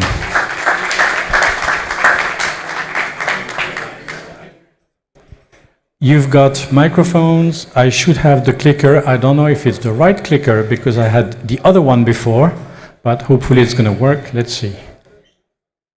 Yes, it does work. Philippe, if you'd like to take the stage. Thank you. Thanks a lot. Good morning, everybody, and thanks a lot for this organization, this amazing event. Thanks to the Yacht Club of Monaco, Charlotte's team. I don't know where is Charlotte, but congratulations for what you're doing. I'll try to be very, very short because at the end, what could be interesting is to have some exchange questions and answers about this competitiveness of the H2. As you were saying, some years ago, we start with a figure that was a Graal. We said, okay, the purpose is to reach 1.5 euros per kilo. It was a figure. Today, we are 4 or 5 years later, we are seeing that this figure is not easy to reach. But I think that, just a word concerning DH2, I am the co-founder of DH2. DH2 is a company that is developing large-scale project of production of green hydrogen, basically in Spain, in Portugal, in Mexico, in Uruguay, and also in Morocco. What we are seeing today, perhaps can I have the second? Just click. No. Okay, no, this is not very most important thing. It's just a little presentation of DH2. I would like just to stress on the result of the first auction of the Hydrogen Bank, European Hydrogen Bank. The first auction has been launched at the beginning of this year, in February, and the results have been published last May. We had the chance in DH2 to be one of the 7 groups that have been awarded by the VEH for one of our projects. And the figures that you see in these slides are very interesting to situate the LCOH today. You see that there was 130 projects that had been presented to the VEH. Mostly all the countries of Europe have been represented. You can see that some countries have some LCOH prices very different than others. You can see that Spain, for example, Spain is the lowest price, the lowest LCOH, with 5.8 euros as an average. And you can see that, for example, countries like France are roughly around 12.9, and Germany are around 11.6, with some projects that are covering the price of 4.6 or 4.9 to 28. It's very different. It's very different. And what's interesting to say is that there are some countries that could reach a competitive price in the future, and we see exactly why. It's countries with sun, with electricity that can be the lowest electricity in Europe, and basically Spain and Portugal could reach these levels of LCOH. How can we see the future? Now, other figures that are interesting, the offtake prices that have been presented to the LCOH, to the Bank of European Bank of Hydrogen. You can see that there is an offtake price for in the industry that is roughly around 5 to 6 euros per kilo, and a higher price for mobility, roughly around 8 euros. At these prices, I can tell you that we can reach a rentability of the projects. We can reach an IRR that basically is interesting for investors, that you can reach an IRR that is above 10% for equity. And what could be the future? The future is probably to try to, in order to improve the LCOH, we have a very easy way is to ask for subsidies, more and more subsidies. But is it sustainable? I don't know. But I will give you a figure and you will have the conclusion. Europe would like to consume 20 million tons of hydrogen for 2030. If you reach a level of subvention that of €1 per kilo, what's the goal? Then per year, you will need to have 20 million of subsidies. And in 10 years, it's 20 to 200 billions of subsidies. Is it acceptable? I don't think so. Then we have to focus in another way in order to try to reach a competitiveness of the green hydrogen. And how can we do it? We can do it obtaining a very lower price of electricity. You have to know that the price of the electricity has a weight of 70% of the LCOH. 70%. That means that you can have a high level of capex if you do not reach, or lower capex if you do not reach a lower price of electricity, you will never have rentability on your project. Then electricity is the main point. The second point, to try to improve the level of the LCOH and to reduce it, is the innovation. Innovation. Technology is there, but technology is also in evolution. Today, the efficiency of the electrolyzer, for example, reach more or less 70%. 70% is not enough. Fortunately, with the investment that are done in research and development in many, many countries and in many, many companies, we think that we could reach, in the near future, an efficiency of closer to 90%. If you reach the 90% and you reduce the price of the electricity, today, for information, you need 55 kilowatt hours to produce 1 kilo of hydrogen. 55. If you reduce this level to 30 or 35, and if you improve the efficiency of the electrolyzer to 90%, we will reach the Graal figure that is today not anymore 1.5 kilos, 1.5 euros per kilo, but 2.5 euro per kilo. If we reach a 2.5 euro per kilo, we will have success, and hydrogen will be the future.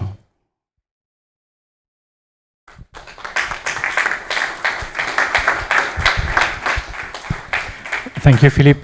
Just one quick point on what you said. This is for production. Because one of the big things is about transport costs. And obviously, distribution. Then once you've transported it to a port, for example, you still need to have the infrastructure, which we saw about before. The investment into that is also another aspect to add in to the CapEx. But at least we've got a nice picture on the production side. We'll carry on the conversation after the presentation by Mathieu.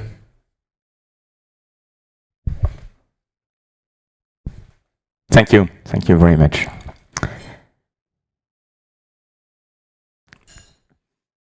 I don't know. Yes, perfect. Hello everybody.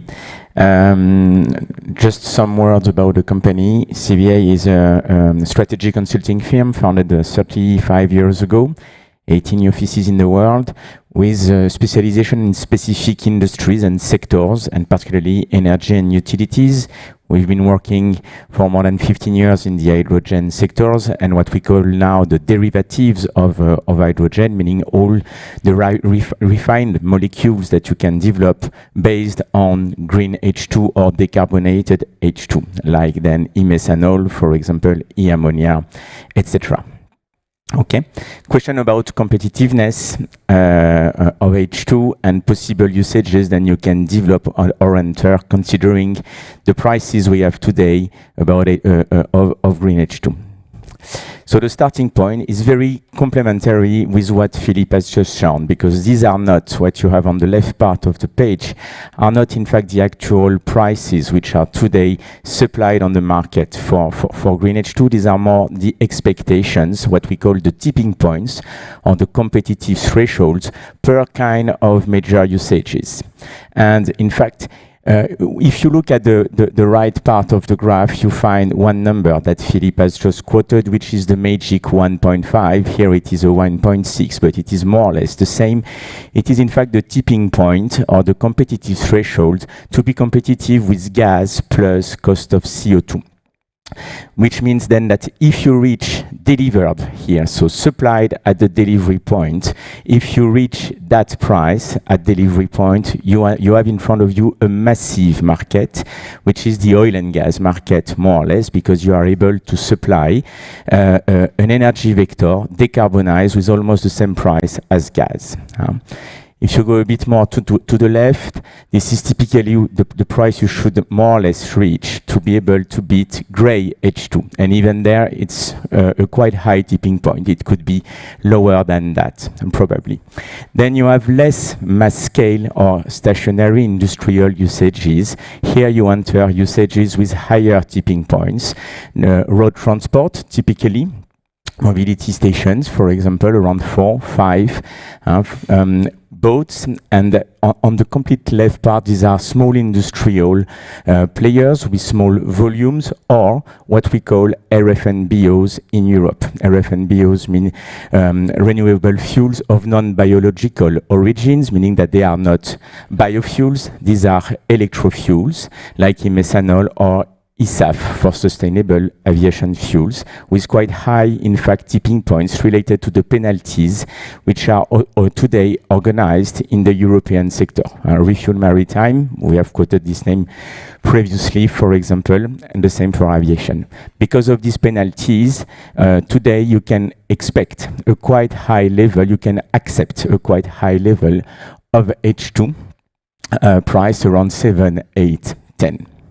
If you cross this graph with typically what Philippe has shown previously, you can see that today the ability to open mass scale usages related to industry is very difficult. You can enter the industry usages, but probably on small shares of their purchasing portfolio. You cannot expect a massive substitution at that stage today. You can enter the usages which are more on the left with higher tipping points, maritime fuels, as discussed previously.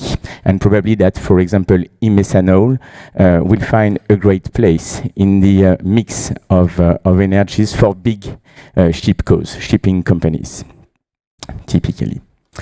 So the second question and the second page is about what to do to reach effectively a better price at delivery points. Some ideas, but here these are some messages which come from specific modeling that we have done in the previous years, including with Philippe on a specific project in Spain. When you look at the typical levers or solutions to activate, to supply a very cheap green H2, you find that generally one design should work better than others. So the first lever, of course, is to search for very cheap renewable feedstock, renewable production zones to optimize the cost of electricity. The cost of electricity in the complete cost of H2 is huge. It could be 50%, 60% at a certain stage. When you have optimized the price of electrolyzers at a certain stage, it will be mostly electricity. So being able to capture the best zone for to produce cheap electricity is very important. And the price is not sufficient today because the electrolyzer prices are still quite high. In fact, you need more than cheap electricity. You need cheap electricity and long electricity. You need quite long profiles to be able to have, at the level of your plant, quite good load factors. So 6,000 hours, 7,000 hours. So this is why, at a certain stage, solar will be a wonderful energy to produce H2. This is what we call the solar to H2. But currently, the best one is very cheap hydropower. And this is why you have some big projects in the Nordics, or for example in Paraguay, in Brazil, which take their FID and able to have quite good prices, in fact. Second very important lever is to activate, when possible, partial or complete off-grid design. Why? Because you can optimize the cost of the grid, of the power grid, and inject directly into the electrolysis platforms. Then doing load following with electrolysis is not that easy, so everybody is searching for an optimum, trying to mix some power coming from the grid and a part of the power which is off-grid, then dedicated plants. You have multiple designs which consider this. A third very important point is the ability to group the volumes and play a filière game, in fact, particularly versus electrolyzers production plants. The different OEMs, manufacturers today of electrolyzers, have several projects of gigafactories and have developed designs able to optimize the cost, particularly for the alkaline technology. Big stacks, 5 megawatts, for example, big modules, 20 megawatts, standardable platforms, 100 megawatt, 200 megawatt, etc. But if the demand then is not structured and concentrated enough, this Gigafactories project won't come true, and it is very probable that we will be stuck at a quite high price. So there is probably a need to coordinate the filière and the chain to allow this lever to be mastered. And the third one then is very important. It is about this transmission cost and storage cost. But the cheapest way to supply the molecule at a certain stage is at least to create an hydrogen system, an hydrogen transmission, storage and supply system shared between the producers and the off-takers, particularly the big off-takers. So hydrogen pipes, hydrogen storage systems, having at least some first tranches of this system with operators, having that would optimize a lot the cost. The plants will inject directly into a pipe. The balancing between offer and demand would be structured typically by the system, exactly like in the gas system today. You will have a liquid market, which is super powerful to have this. And then you need some trucks or some small pipes to supply the molecule to Monaco, for example, and with a delivery point which will be somewhere in the hinterland, for example.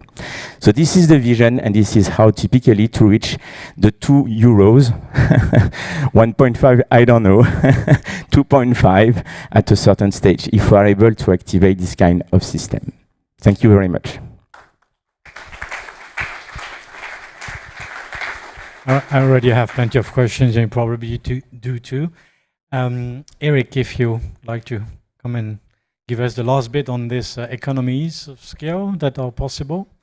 You can take any of them, and then we'll have you just turn it on. Check. Oh. Clicker. And off you go. Thank you.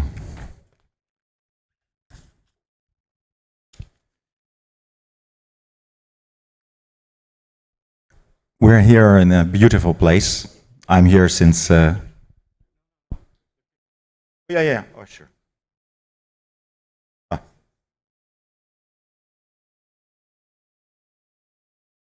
Yeah. Thank you. We're here in a beautiful place. 2 kilometers is Monaco. The taxi driver lady told me this morning. And I asked her, well, would you drive a hydrogen car? Said, would you drive an electric car? Said, said, but why? Well, you know, I already do this job 12 years. I really enjoy being a Monaco citizen. And yeah, I mean, just a bit impractical. So based on actually a very simple reaction to hydrogen versus electric, before I go into 2 slides about, you know, can I get hydrogen cheaply, question, which this panel is about, I'd like to offer you a framework how to make decision. Should I build my super yacht with methanol or hydrogen? Because that seems to be actually the real question of this conference. So the framework is very simple. So it's also, you can also explain it to a Hollywood movie star, which seems to be sometimes the audience. But you can also explain it to an engineer, which is also the audience. To a management company, to the shipbuilder. There is a lot of value chain that needs to be brought together. So the first one, very importantly, is actually license to operate, right? That goes from being explainable on Twitter and X with 140 symbols, to ports providing permits, to clients saying, yes, I understand this, and to engineers saying, yes, we can make that work socially, right? And if you then compare methanol and hydrogen, I think both are explainable. Now, we've come to that. Second one, after license to operate, is scarcity. What is your view of scarcity of a fuel for the next 10 years? What is the ease of access? Is there infrastructure bunkering? Hydrogen, and well, I think there was a very convincing CEO of Net Power on stage saying, just come to me and I'll help you. And in fact, this morning, refueling happened. So at least you can access it. I was also very inspired to see some of the yacht builders showing in small quantities, you can autonomously just create it indeed out of the water on your ship. Quite helpful in our geopolitical times. Methanol you need, for green methanol, you need biogenic CO2. Just ask ChatGPT 0, not the previous versions, but the latest. How easy is it to get biogenic CO2? You can also ask my consulting firm. That will be a bit more expensive. But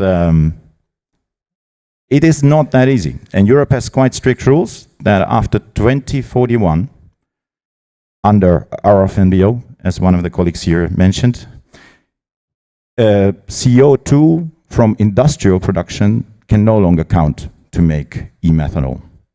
And then you will realize that will be quite scarce. And then hydrogen actually may start winning on that aspect. License to operate, scarcity. What is the third one? It's technology. For that, all you need to be is this morning.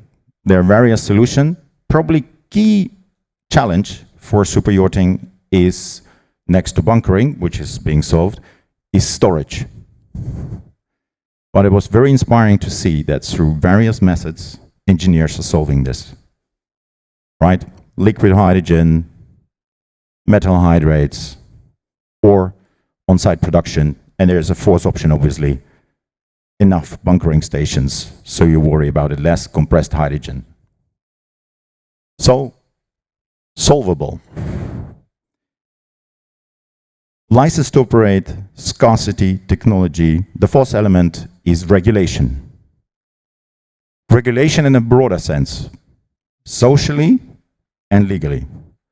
Socially, very nice example mentioned earlier today. America's Cup ordinating, I want some of the boats that follow the yachts to be hydrogen driven. That's a social regulation. Then Europe, together with soon also IMO, starting to say for commercial shipping, we're gonna penalize fossil fuels. Along that axis, both methanol and hydrogen start becoming attractive. And also very simple thing in regulation, getting a permit from a port just to dock your boat. I can imagine slightly more challenging for a nuclear-driven super yacht than, for example, for methanol or hydrogen. So, we have the license to operate, scarcity, technology, regulation, and finally, economics. What does it cost? Our panel. So very relevant what my colleagues here described. And there you'll have to take a view. And in a moment I'll show at least one side, the way we are thinking that you can solve this challenge, that you both feel comfortable you're not overpaying. I think we heard some numbers also from yacht builders, 5 to 10%, excellent question by moderator, added to their cost of sales or cost of production, depending how panelists would have answered it. But basically a green premium. And globally, BCG has done some research. In other industries, green premium vary between 30% and 200%. So frankly, 10% on top of your, wow. I know a lot of clients in other industries who would immediately sign for it, yeah? So based on that comparison, well, let's take an audience vote. Who do you think wins? Hands up for methanol. One hand, okay. Hands up for hydrogen. Well, probably somebody should have made a photograph right now. Now, in the next 2 minutes, I'll finalize my presentation. So I think one thing to think about is, and this graph on the left compares liquidity and global tradability. And indeed, this is one of those slides you should take a photograph of. I saw some people doing that.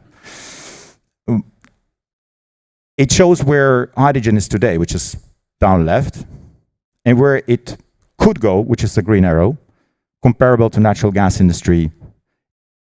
As BCG, we never think it will reach the crude oil market, but no need to. Because I think if hydrogen can reach, in terms of accessibility, tradability, the natural gas market, we're just fine. And now remember, there was one number presented here on the left, 20 euro per megawatt natural gas. That's indeed a kind of average price. When the war broke out between Ukraine and Russia, August 2022, gas price was 345 euro per megawatt hour. That's roughly 18 times the price. So if you believe in volatility, well, perhaps hydrogen is a somewhat safer option. So how do we suggest, and what we observe from our clients, how people are solving contracting the economics? Because one thing I learned about yachting, people are willing to pay a bit more, but they don't like to overpay, which is fair. So what we see in terms of contracting structures for, let's say, 5-10 year contracts, people are in the initial years choosing for fixed cost, kind of open Excel sheet, this is my cost, this is my, let's say, 10-15% return on it, and you together take that risk, right?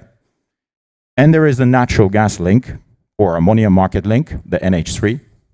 But what we see that, let's say, going towards 2030s, it's increasingly power index, which is out there.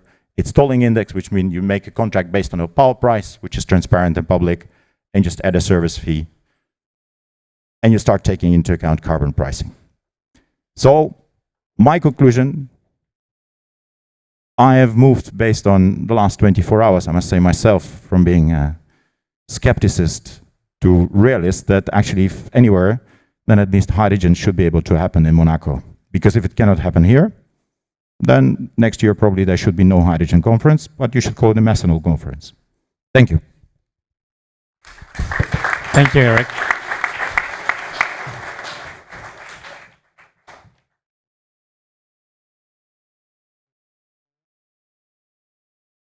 Never mind, we'll get the initial pictures back. Thanks a lot for these insights. In a way, optimistic and pessimistic. No one has really given a timeline of when it's going to happen, but you're all confident that it will happen. The way I would sum up your explanations is that Philippe is going to produce out of extra solar power in Spain that is not used directly hydrogen, which will then be pipelined to Marseille, where that power will have a big bunkering facility, and they will then distribute it to the network of refueling stations all along the coast for all the boats to be able to buy it cheap. That would be the scenario.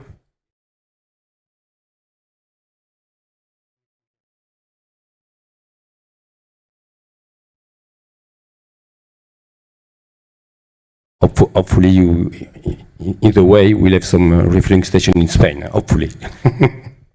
Then we've seen with Eric that, in fact, all the criteria are more or less there. So, what, in your opinion, is the reason why it's not happened yet and is not happening faster? I think you misunderstood me. I think it's happening starting today, at least in super yachts. I saw boats being presented, bunkering being built.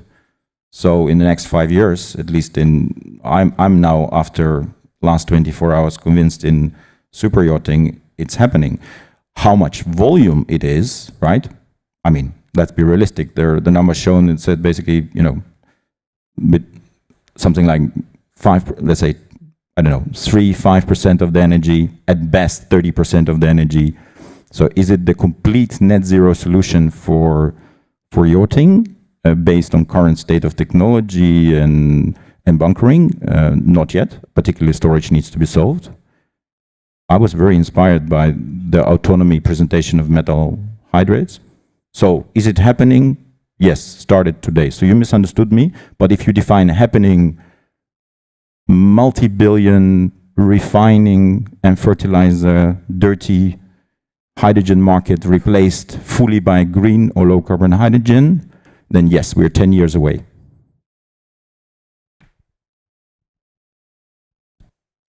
You all agree on that 10 years projection? I would have said a bit more, but for complete replacement. But talking about timeline is difficult. For sure, talking about the landing situation is that in the energy mixes, and the word was said at a certain stage in the conferences, you have real hard-to-abate usages which cannot be fully electrified.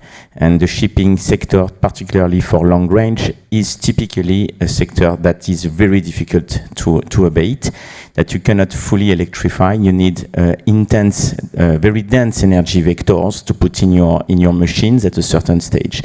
H2 is not the perfect situation, so this is why I was a bit surprised by the vote, because I believe that you need at a certain stage, particularly for big machines, if you want to go very far in the decarbonization, you need more intense energy vectors, like fuel, in fact. And e-methanol is already something. It is twice less than oil, but it is already something. Thank you. Yeah. Philippe? To add, yachting is not only super yachting.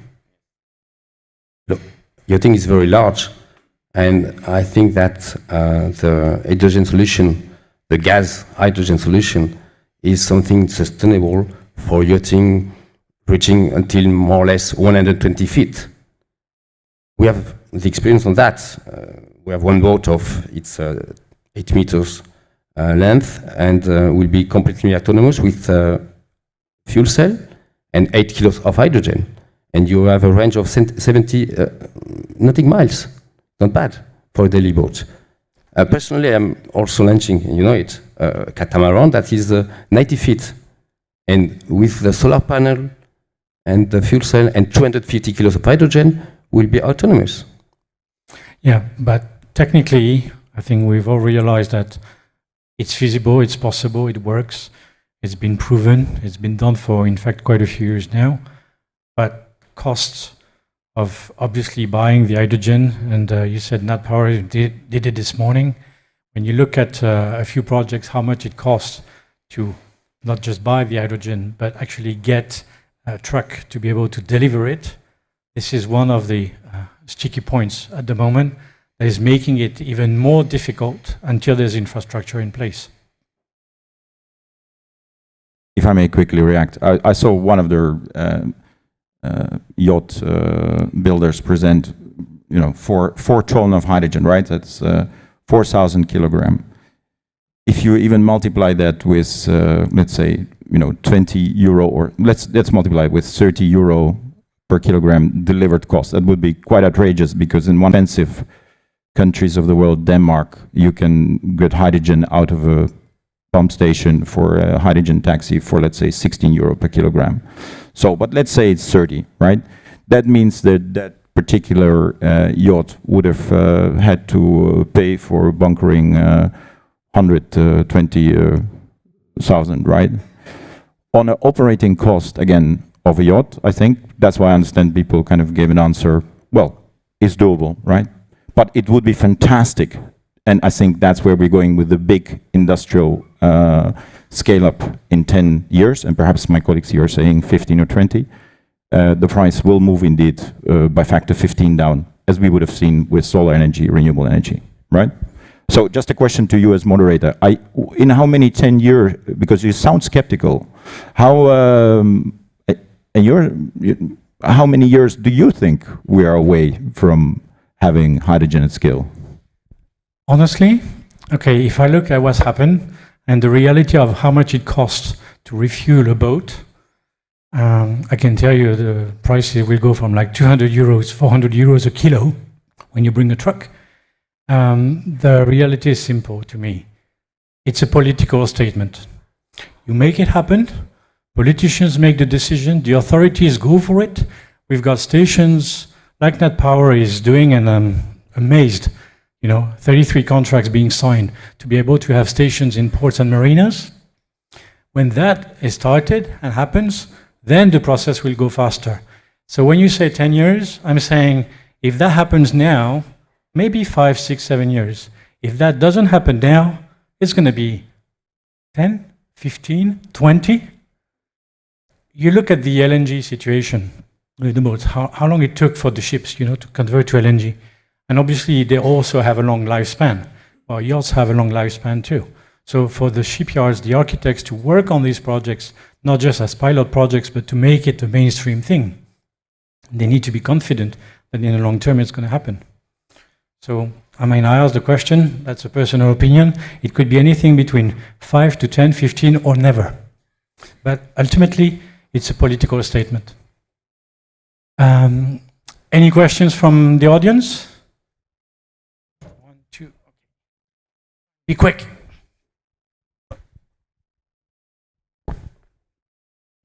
I believe commercial shipping is now, or commercial ships calling on EU ports are obliged to report and offset their CO2 emissions. Do you see any shift in regulation or taxation that might change the optics? You mean in Europe, it's already in place, in fact, and the Refuel Maritime system is very incentivizing because big shipcos have started really to review their sourcing strategy. This is not necessarily H2 or H2 related fuels which will be the winners at the very beginning, because they have to make a very complex optimization. The EU has drawn a line, a trajectory, saying that you need to abate by 20% by this time horizon, by X% by this time horizon, until the factor 4, which is about 80% by 2050, if I remember well. And then they make a complete optimization. At the very beginning, the winner is LNG, and to do the minus 20%, if you look at your cost to abate, in fact. But then they know that if they want to do the minus 40, they have to use biofuels, which are quite difficult to scale, and that they will have to use at a certain stage RFNBOs, etc. So this is why they are currently already preparing the future, because if they want to go until the 50%, they have really to integrate this kind of fuels. Elsewhere in the world, you don't have such systems at that stage. In the US, for example, it is more related on a voluntary basis, I would say, the IMO regulation that we have seen, but more on a voluntary basis, and you have mostly some segments. So it's more a marketing approach, I would say, which consider that they need to decarbonize their kilometers. The two segments are cruisers and containers, because at a certain stage you have a demand for the end clients to have a fully decarbonized logistic. But this is not a lot today. Thank you. Yes, quick one. I think just to one way to watch how people are, let's say, interpreting regulation is also look at the order books of big commercial shipping. Right now, methanol is, for example, leading quite a lot. Well, a few years ago, that was LNG.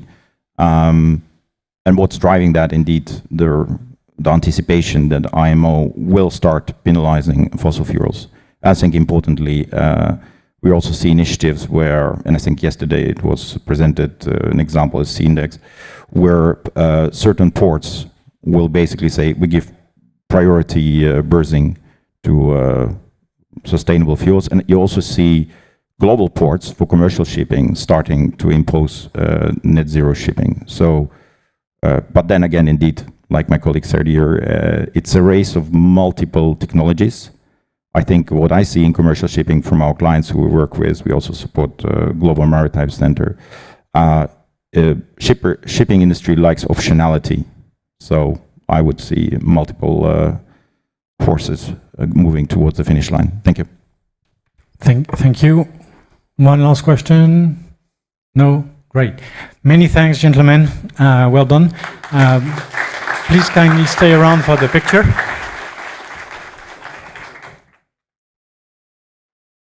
And now we're gonna, after the picture, please move, stay forward. Yep, thank you. And we're gonna completely change topics now. Going back to technology and engineering for 2 consecutive sessions, in a way dedicated to another trendy topic that really came up over the past, I would say, not even a couple of years, past year, is about hydrogen in combustion engines. A lot of people, a lot of engine makers have been working on this technology. It has been a number of announcements made, And obviously, the key question that came up in a way is, okay, when you think about hydrogen, normally you think fuel cells. When you talk about methanol, you also think fuel cells. What is the situation with internal combustion engines running on hydrogen as well? And to start, before we have a number of panelists discussing the matter, I'd like to call Sylvain Arenal, who's a board member of Efficient Hydrogen Motors, to give us an introduction to this technology. Thank you. Please welcome Sylvain. Thank you. Okay, thank you. I'm very pleased to be here with you today, and we'll change a bit the perspective because we talked about fuel cells about this morning. And so I'm Sylvain Arenal, one of the co-founder and now strategic advisor for Efficient Hydrogen Motors company. So, and we'll introduce the H2 highs for internal combustion engine and the states on research and development for our company. So briefly, we created the company 2 years ago, so it has been a fast track since 2022. And we aim to develop a groundbreaking hydrogen engine with a range of 50 to 370 kilowatts. We are now based in France, west of France, in Britain, but we do have a lab as well in Camarillo, California. And just to give you an example, I was in Los Angeles last week and driving a Toyota Mirai. And in Los Angeles, we have a lot of stations, actually, hydrogen fuel station. And the price for 1 kilo was $30 a kilo.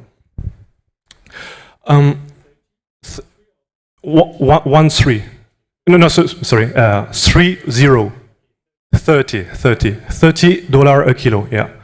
And so here you have a quite snapshot of the different networks and partners we are looking and we work with. And just to mention that hydrogen combustion engine now is going fast, and we have already, in less than 2 years, the first customers and clients. So, just before going to the technical part of my speech, just wanted to remind you once again that it's a bit now chicken and eggs for the hydrogen between the production and supply and the use cases. And this is why we really believe that we have to move forward all together to push this technology. Because all the scenarios today show that hydrogen will be part of the global mix of energy. And of course, we have some yes, optimistic scenarios, but what I want to show here is regarding the global demand of hydrogen, transportation, including aviation and maritime, is quite low. And this is where we can leverage and capitalize on the fact that hydrogen demand will be high in other fields, like, for example, chemical and refining. So, in the transportation, maritime, and yachting, we can take advantage of this future situation and current situation. Last global point regarding the global states, we are talking today about, of course, hydrogen, but in Europe mainly, this is where the demand will be high, and this is why some other part of the world invest a lot into the production of hydrogen instead of the use cases. And if we take the example, let's say for Germany, here they signed some big contracts with Namibia to supply the hydrogen, and we are now working in Europe in many use cases because, of course, we have to put in parallel the production, supply, and use cases. Now, if we switch to the maritime sector and yachting sector, regarding the internal combustion engine, it can bring 3 main advantages. Of course, the decarbonization, because when we talk about combustion, and we'll see just after, it produces no CO2 and a bit of NOx, but we'll see after. And compared to diesel, it can be an advantage as well, because hydrogen has a high power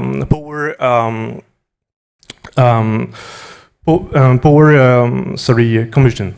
And the last point is, of course, the regulatory and compliance. Even today, the law in the regulatory is mainly talking about the fuel cell.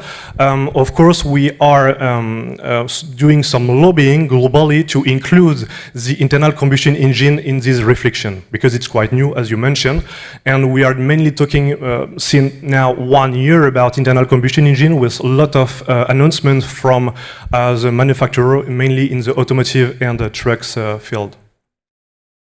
Now, talking about the technology, internal combustion hydrogen is not new, because it has been created in the 18th century. Of course, it was at the early stage and it was developed in this, but we kept the same principle, which is the combustion of hydrogen with air.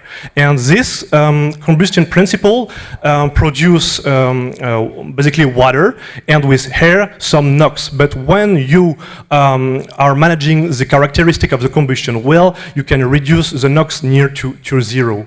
And this is can bring three main advantages, because for combustion of hydrogen we are talking about efficiency from 40 to 50% efficiency. And this is the 50% is our target as well in efficient hydrogen motors. Performance, because the combustion of hydrogen produce a high torque and high power output as well. And of course, last but not least, the environmental impacts, because we are not producing any greenhouse gas, and sustainability came here only if we are using, of course, low carbon hydrogen. And the last point is here, compared to the other technology, when we do the combustion of hydrogen, we do not need a pure hydrogen 99.99%. We can use lower hydrogen purity. Now, regarding our R&D path, actually we designed with two of the co-founders, which is Wilson Ago, an American scientist, and André Morin, a former pilot from the French army. They thought about it more than 20 years ago, but it was too early for the hydrogen field. Then we brought this technology in France, and in 2 years, so in 2022, we set up the team. 1 year after, we built the engine and starting testing, and now this year we are in fully test mode to show all the output of this kind of technology, because our aim is really to have the homologation and integration in the first use cases by next year. And the buses you see here is one of the first hydrogen combustion buses that will be in place in France. Talking about some characteristic of this innovation today, because the combustion hydrogen is not easy. Even we talk about storage before, but if we talk like the injection of hydrogen to optimize the combustion, etc., it's really very hard with hydrogen. And this is why with the engine we designed from scratch was specifically for the characteristic of hydrogen. And when it's written here that it's unique in the world, there is no equivalent to this kind of technology in the world right now, because we are talking about a 5th stroke engine compared to the 4-stroke engine, which is new, and that will allow us to have an anti-knock and near zero emission NOx level. Next point, which is, and was the first one actually, simple design with innovative distribution and camless system. So this is another differentiation with the current technology. But one point, which is the main one, would say as well, is the cost and economically viability of this kind of topic, actually. Because with combustion, we are quite low and cheaper than the other technology at the moment. Okay, we'll go a bit faster. For the boat and maritime sector, and we'll finish with this one. it can be totally integrated either for the propulsion or the generation of electricity in the boat sector. And another thing, which with combustion engine, because we are talking only about the main block, it can be integrated, of course, in new brand boats, but as well be part of a retrofit of a boat. I think I will finish here, conscious of the time. Thank you for your attention, and happy to answer to the question.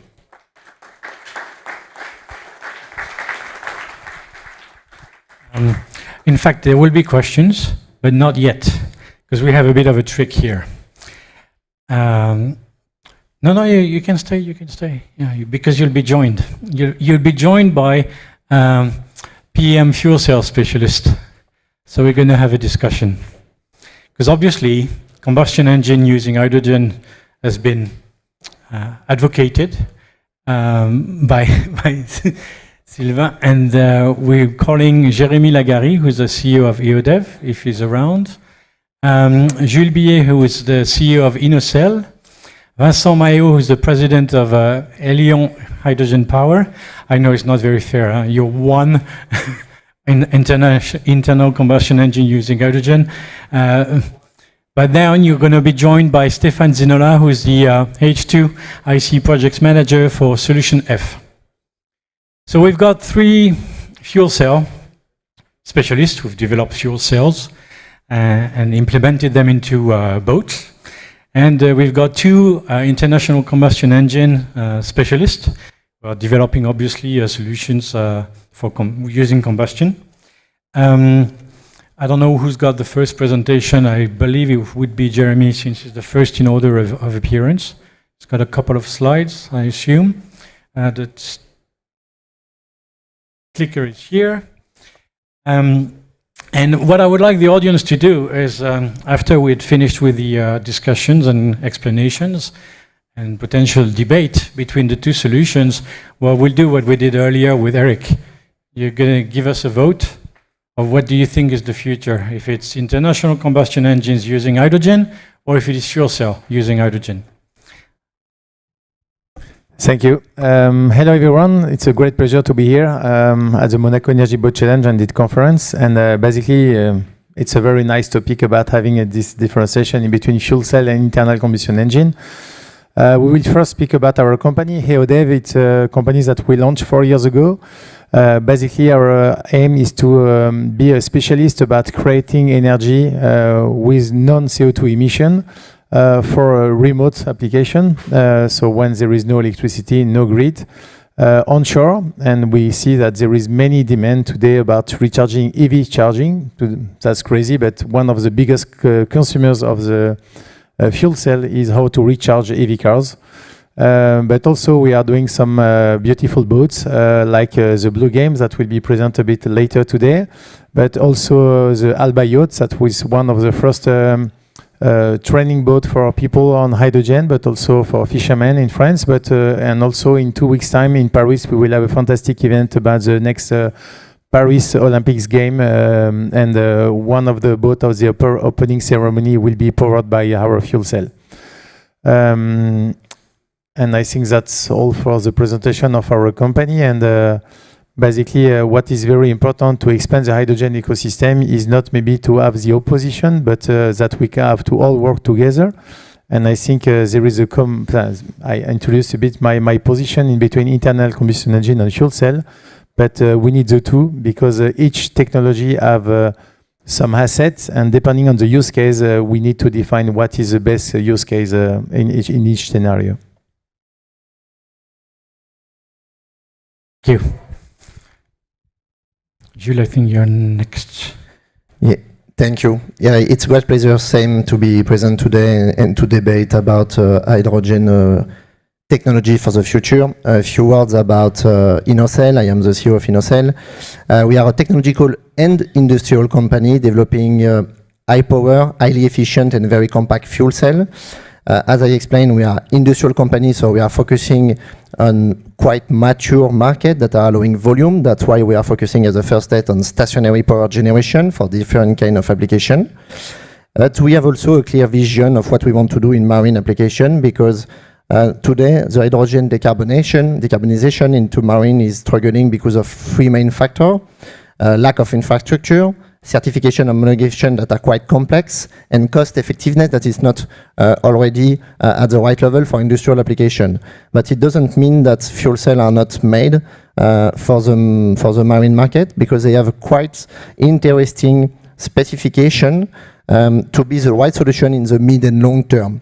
CapEx is more important than for ICE combustion, internal combustion engine, but the efficiency and the simplicity in terms of maintenance and way of working of this system will be, I think, the key differentiators in the future for intensive usage in the marine application. So it's complementary to ICE, and it's even more complementary that we need ICE as a first step to develop the infrastructure and to allow to have decarbonization of first application in the short term to start this market. So I'm quite excited and interesting also to have this discussion and to discuss the complementary and the different role of the technology with a clear red line for this discussion. We need to invest heavily into all the technology that will allow decarbonization for sure.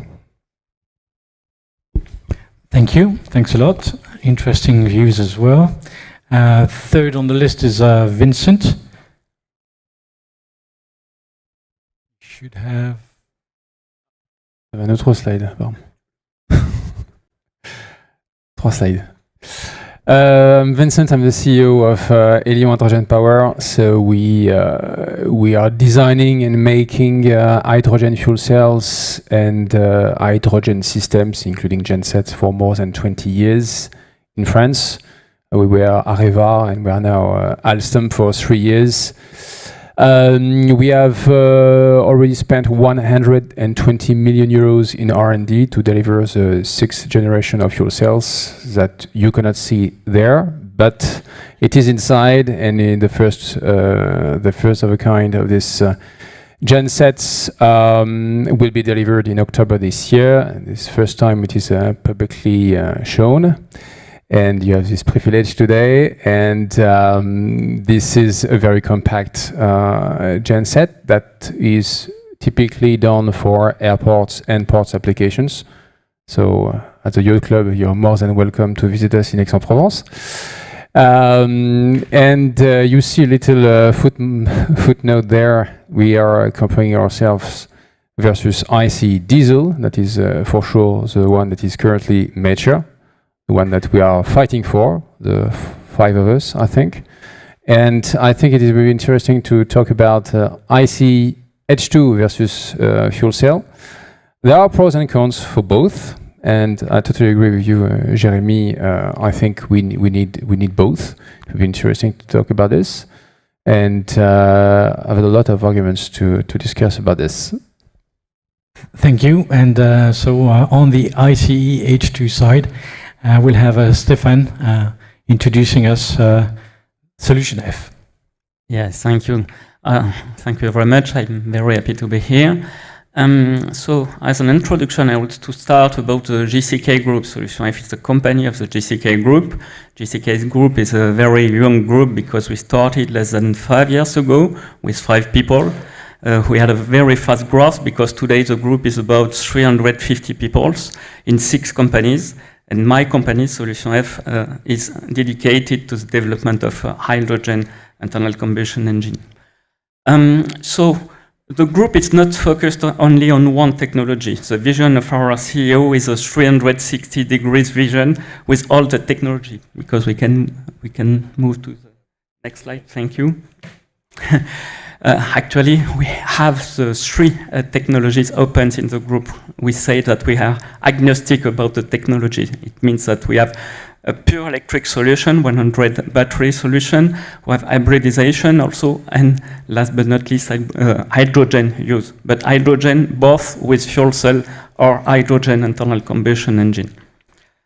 I would say that also one important thing in the group is that the sport is guiding our development, because the group was founded primarily by the Sky champion. It was Gerland Chichery, and the sport, for example, we are involved in the Dakar with a E-Blast vehicle that was presented in Monaco at the end of last week in December. It's the first prototype with fuel cells in the category. And also for hydrogen, we have several projects. Here we can see the coach. We'll have 20 coaches in the Olympic Games that will be used for the champion displacement. And we have also a project in internal combustion engine with the same coach that will be presented at the beginning of the next week. Here is a little bit technical. It's comparison of advantages and drawbacks of the two technologies. I will not develop that, but I will keep two advantages from fuel cell and two advantages from thermal engines. From fuel cell, it was said that the first advantage is efficiency. It's a very important point. It can be theoretically higher than for internal combustion engine. And the second one is that fuel cell is pure zero emission, so it means no NOx, even if NOx can be managed also in internal combustion engine. And two main advantages of internal combustion engines. The first one is definitely the price, that is far higher, in my opinion, with difference bigger than 10%, I think. And this is why it is interesting from large sectors that using today diesel or gas engines. And the second point is a little bit linked in, is the maturity of the internal combustion engines that exist for more than 100 years. And so it means that we have the manufacturing process that is very well known, and we have only to develop the specific components to run with hydrogen as a fuel.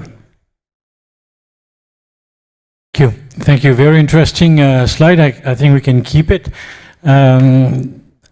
There seems to be more green on the left side and more red on the right side. And since you've been working in the two technologies, fuel cell and IC, so be honest about it. Like you mentioned, the bus that is running on hydrogen, is it running on fuel cell, running on IC, doing both? And how do you characterize each in a way? Yeah, I would say you're right. There is for me a lot of red, but we can debate of this today. But this is also the consequence of what we developed in the group on fuel cells. We know that it's not so easy. We had additional problem we meet with the development. For example, the durability of the fuel cells today is a key point for Earth is not completely ready because we have a very high sensitivity to external conditions, for example. It requires very high level of filtration to be very clean regarding the air we use in the fuel cell, for example. And basically, the concept of fuel cell for mobility is very young today. So it's a little bit normal that we have to improve that. It doesn't mean that fuel cells is a bad solution today. Just we have some progress on that, on this point. Yes, I guess between the three of you in the middle, you've got some answers to that. Yeah, many things to say. Out of the colors, for sure. Should I start? Okay. So in terms of cost, we have to be very careful about cost. You have CapEx one side and OpEx the other side. That's clear. In terms of CapEx, this is the main advantage of IC. There's no debate about this. It's much cheaper than a fuel cell. Then the big topic is OpEx. And this is where you stand there, high energy efficiency. So 45 to 65%, I'm okay with this. And 25 to 45% on the other side, I'm partly agree with this, because 45% is only in case you're at the maximum load charge of your cycle. That is unlikely to happen. It's not absolutely not an average. And so it's today more in the 35%-ish of efficiency. In any case, the difference in terms of OPEX, because you have to know that in case you are using a lot your engine, IC, fuel cell, whatsoever, the 80% of the cost is H2. So as Mathieu Crest from CVA just said before, today prices are about 10 euro a kilo of H2. In the 2030-ish, it will be 5 euro a kilo landed. So in case 80% of your TCO, total cost of ownership, is H2, and if you are over-consuming 30%, that's a big issue. That's why for Alstom, we are, number one in the world in railway, we are proposing ICE, but in some specific area, that is the retrofit. Because when you are using a locomotive, for example, for 10 years, 15 years, the residual value of your locomotive is nearly zero. But if you want to make it zero emission, you want to limit the capex. And this is exactly where there is a very good adaptation of this usage. In case it is 0 kilometer, it is on EM. On our side, it's clear that it is fuel cell because on 80%, if of the cost, if you're decreasing it 30% or increasing 30%, the deal is done. Jeremy, or you? No, definitely fully agree with that. Maybe also something important is depending about also the use case. If we are speaking about the yachting industry, one of the main advantage which is written here on the yacht is also the noise. You have zero noise and zero NOx. So if you compare to the marine regulation, especially in the north of Europe, most of the people are limited not to the CO2 emission, but by the NOx emission. So today, one of the biggest market where we are selling hydrogen genset with fuel cell is Netherlands because they have a high limit in NOx emission. That's one of the example, but also we have in our product roadmap also to create a genset with internal combustion engine, depending on the use case, in order to answer the demand and especially to be able to offer the best solution depending on the use case. And where I am not that agree with the fuel cell is today, we are an integrator, so basically we can incorporate any kind of fuel cell. So for example, the Helion and the InnoCell, but today we are cooperating with Toyota, which is one of our shareholders, and Toyota is developing also internal combustion engine and fuel cell. And today we have this experience about the length and the lifetime expectancy about the fuel cell compared to internal combustion engine. And we are able to have financement up to 10 years with a genset within a fuel cell because the durability is longer compared to internal combustion engine. In this specific application, we are speaking about more than 30,000 hours with very low maintenance compared to internal combustion engine. That can go also 30,000 hours, but with a cost of maintenance which is a lot more expensive. So just an example, maintenance for internal combustion engine is every 600 hours you need to replace the filters, but also the oil, which is quite expensive compared to a fuel cell where you just have to replace a filter. It's half an hour and maybe clean the filters for once a year. So that's one example we can have, but also if we put the answer in the Yacht Club of Monaco about the link in between the yachting industry, in the two applications, if you want to be very efficient, you are creating electrons. So for example, internal combustion engine, if we want to reach this 45% efficiency, we have to have one base point of efficiency, which means that we need to charge a battery. And what's good today is most of the boats are today ready, or most of the boats are already hybrid. So if they are hybrid, they are ready to be retrofit as internal combustion engine. And most of the company which have the expertise about having the monitoring about the quality of hydrogen, the sensor of hydrogen, but also the injection of hydrogen, it's very easy for us to readapt from the expertise from the fuel cell to the internal combustion engine. That's why as a company, we are very happy to have the two options. Thank you. Yeah, so basically, if I look back at the slide, it means that the poor feedback of durability, okay, we're turning that into more or less orange or green, basically. Okay. Jules, you wanted to... My two colleagues on my life have said most of the point, and they are quite talented man, so it was well explained. Thank you for that. Just one thing. technology for fuel cell is already ready. We have a boat, for example, at Innocent is on the water. You can go and see it.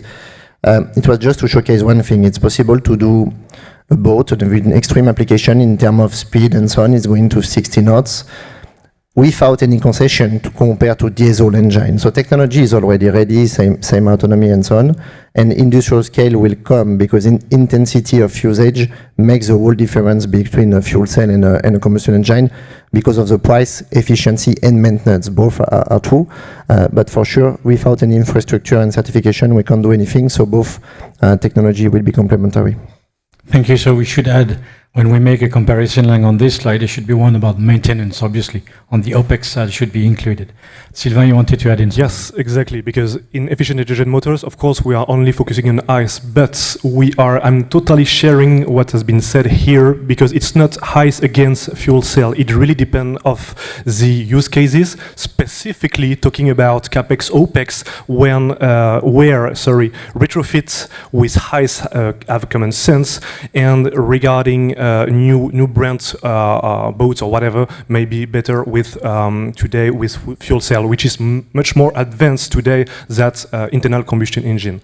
However, a lot of R&D are currently happening, and as I said, it's only few months, 1 year, 2 years ago that we really focus on ICE, so we can expect good opportunity in the future with ICE as well. Thank you. Stéphane? Yeah, I agree with the fact that the use profile could meet us to the right technology. So I will give several examples. The first one is about rail. We talk about locomotives. It's very interesting example. Today, I didn't precise that the purpose of GCK is mainly retrofits. It means that we act on existing vehicles and we try to have decarbonization of them. So it means that if we start from, for example, from a diesel coach, it has sense to transform the diesel engine into a hydrogen engine, but it has also sense to replace the engine by fuel cells. It's the example where we have the choice between the two technologies.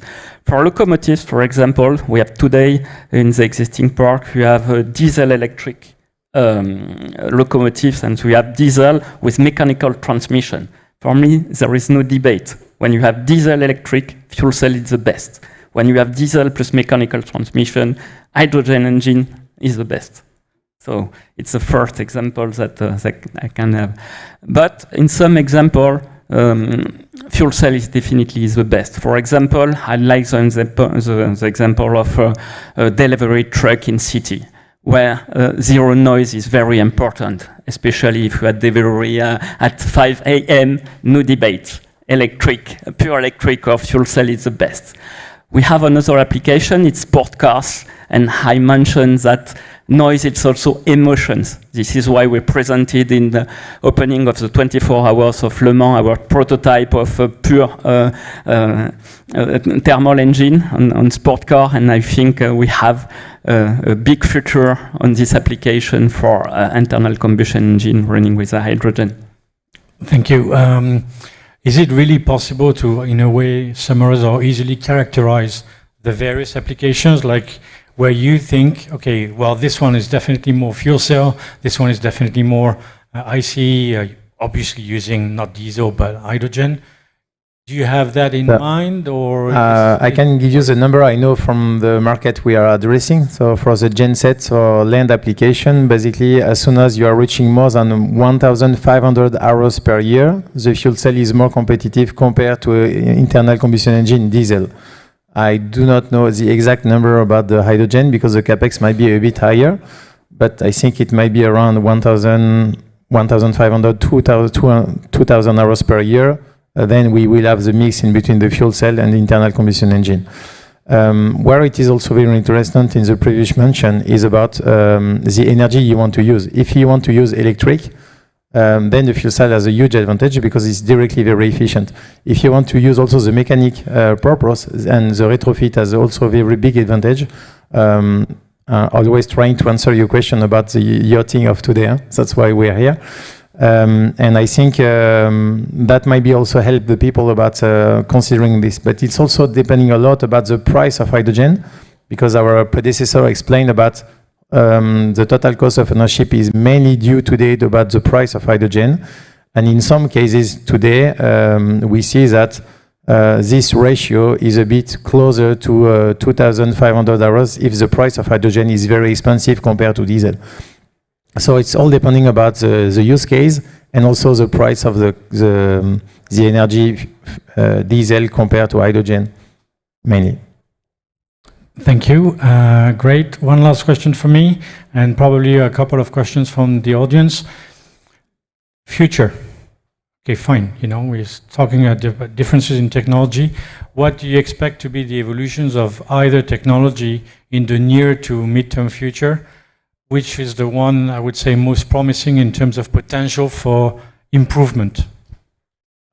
That's a difficult question, but in a way also a very good question. Difficult because it is true that we know that the fuel cell will have a huge development in the coming years. Especially in 2 years' time, we are expecting new generation where on the same volume, we have the double of the power. So, and basically almost the double of the lifetime. So with this new generation, we see that fuel cell become even more competitive compared to internal combustion engine. And that's also difficult to answer the question because we have some products that we need to deliver now, and we need to find a way about this product can be retrofit or reuse in other applications. So that's why today we are addressing the market with 2 different use cases. One is for heavy duty application where we can today with the fuel cell answer this need, but after we will have a second life about a smaller application where the actual fuel cell will be able to answer the need. But in the coming years, I can say from what I know, also InnoCell is coming with a very good one. I don't know you yet, but I know Toyota, they already announced that the power will be multiplied by 2 and the price will be divided by 2. Yeah, in terms of development, we are working very heavily on power density to have the maximum power output in a very compact system. So it's what we are already doing on our side with 300 kilowatts, and everybody is improving. But we have also a way of improvement regarding efficiency and durability, because the retakes of experience on marine application is quite short. So we still have a lot of improvement and a big way of improvement.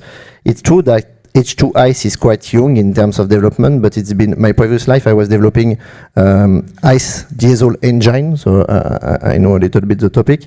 It's been 100 years. It's been developing, and we have reached some ceiling in terms of efficiency, in terms of reduction of consumption, and so on. So we know the way of improvement of fuel cell is quite huge, and if I talk for InnoCell, we also have something quite special that we really want to push to the markets. We don't need hybridation because thanks to the reactivity of the fuel cell, without touching the durability, without being negative for the durability, we are able to be very reactive and adaptable in the power output demand. It means that at the end of the day, you can have a complete powertrain without any batteries or just a battery to start the system, but it's a very small battery, it's nothing. And in terms of cost, in terms of capacity, in terms of simplicity of the architecture and the system and maintenance, it's also a huge breakdown that will allow in the next years to push forward in terms of fuel cell development and implementation.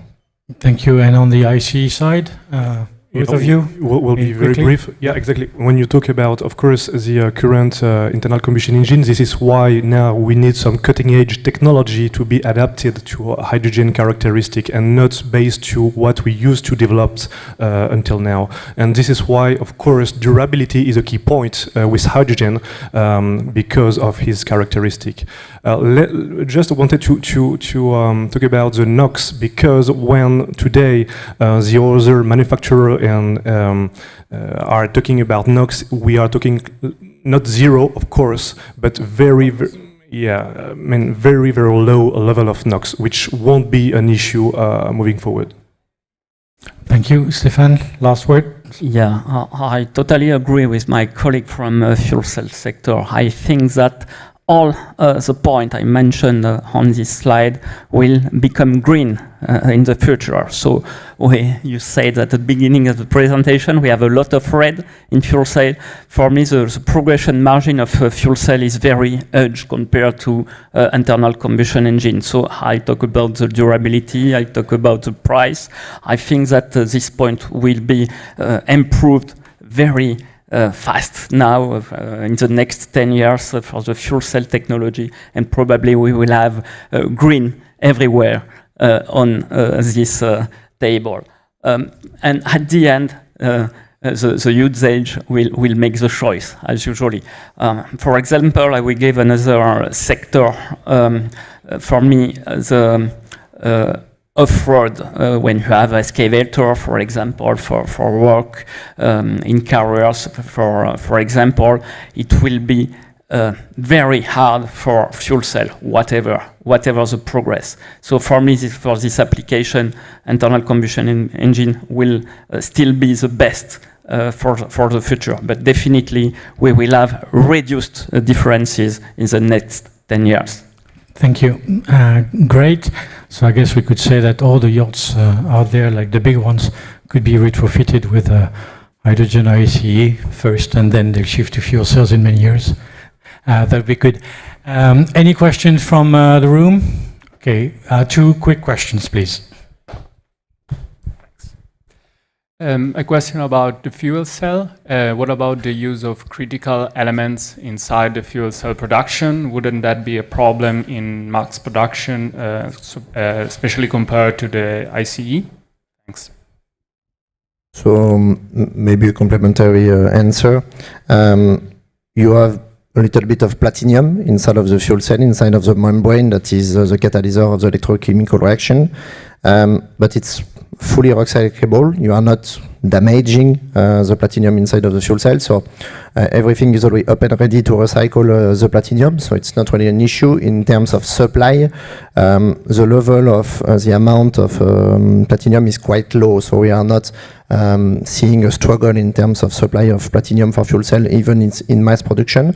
And most of the R&D development regarding the membrane are to reduce the platinum inside of the membrane, and we see new development, even membrane without any platinum.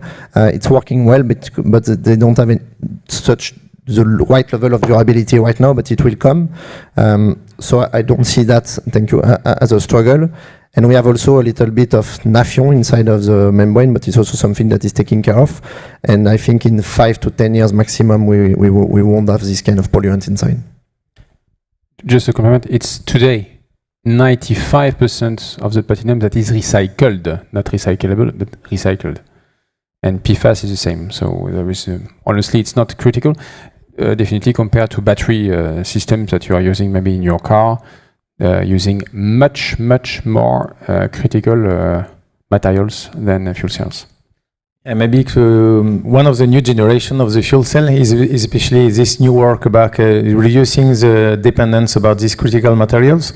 So we are now less than 0.5%, including one. And just to give to anyone an idea, it's less platinum than you have in today's catalytic exhaust on a diesel engine. So it's definitely not an issue. My question on my side is, supposing that we will have a bi-fuel yacht, how do you see pros and cons of this technology coupling with the common fuel technology for producing for yachting with gas oil, or supposing that some people would like to go everywhere with its own yacht? That's definitely one of the best questions. If you want to compare the two solutions, today the fuel cell, you need a very high purity of hydrogen compared to with internal combustion engine. And that's one of the big challenge we have today when we are fuel cell supplier. We need to be sure that the quality of hydrogen is good enough to perform the lifetime expectancy on the fuel cell. And that's today one of the biggest challenge. So if you are, let's say, a yacht owner and you want to be able to have hydrogen everywhere, we know that hydrogen will expand. We know that this hydrogen will be ready to answer the need about the fuel cell, about the purity. But today, it's really a challenge. So let's say if you have to choose in between the two and that's the same price, I would advise you maybe to go for internal combustion engine, because the quality of hydrogen today is not that much, mainly everywhere worldwide for fuel cell. Just to complement what Jeremy just said, this is maybe a problem in 2024. The thing is that when you are using H2, so-called green, so from electrolyzers, there is no problem of, or much less problem of purity because of the process itself. And if we think that the hydrogen will be, in case the hydrogen is green, there is no problem. There will be no problem. And I think, just to complete, that at one point we will take advantage of the production of hydrogen for the other use cases, and talking about industry, etc. It won't make sense at one point to have different kind and of purity or whatever. So we'll see how it will go. But at one point we definitely will have to have some standard about it as well. Thank you. We need to conclude. Sorry, just one thing, because that's very important that we all have these numbers in head. We are all in the same team. There is no competition in between internal combustion engine and fuel cell hydrogen. Basically, hydrogen, it's a need to answer the decarbonization, but also mainly to the depollution, to have a better air for the next generation.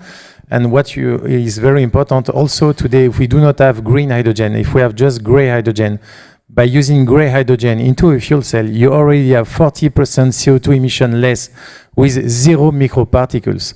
So please consider hydrogen as an opportunity of today, that by already using gray hydrogen is 40% decarbonization compared to the diesel.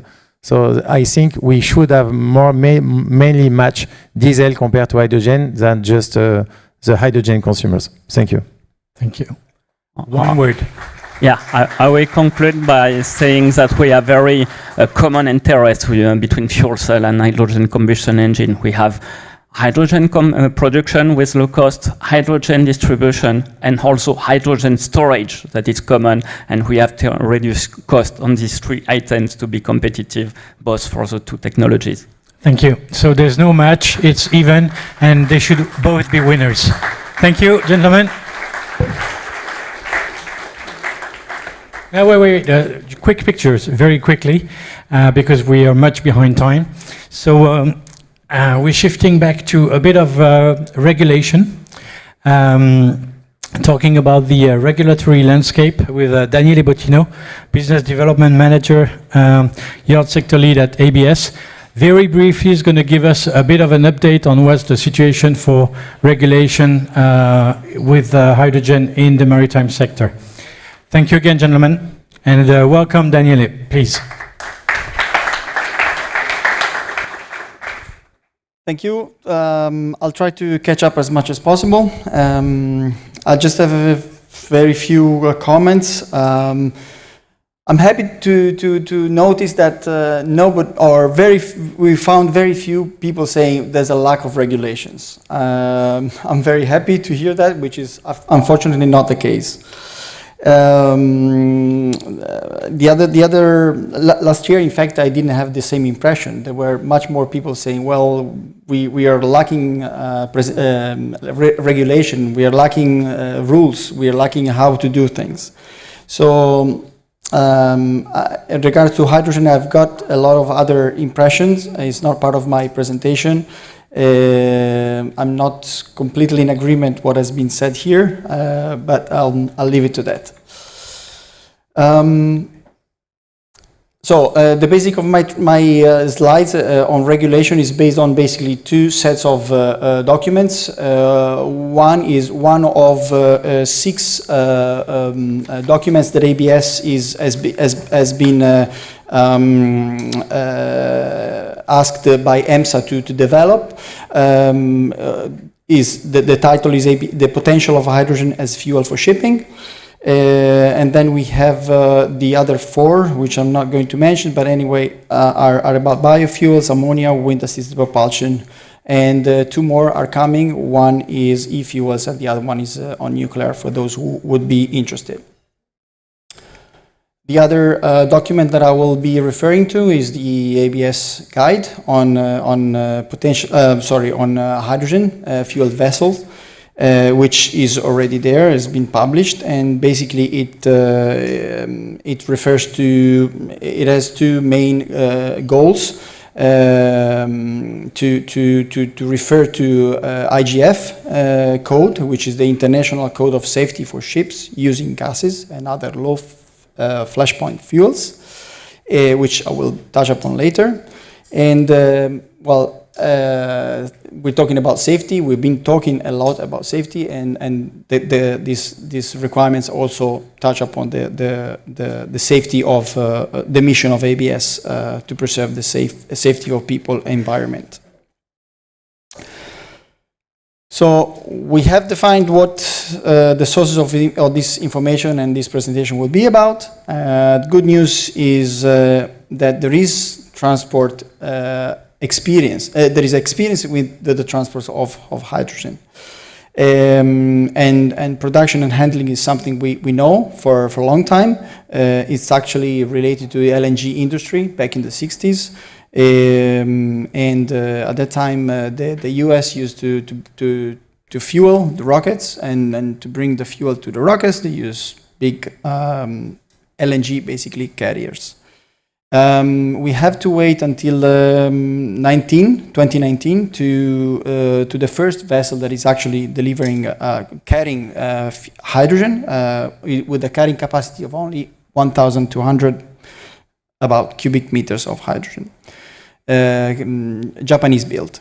Today we have, the first cargo was delivered in 2022, so very recent.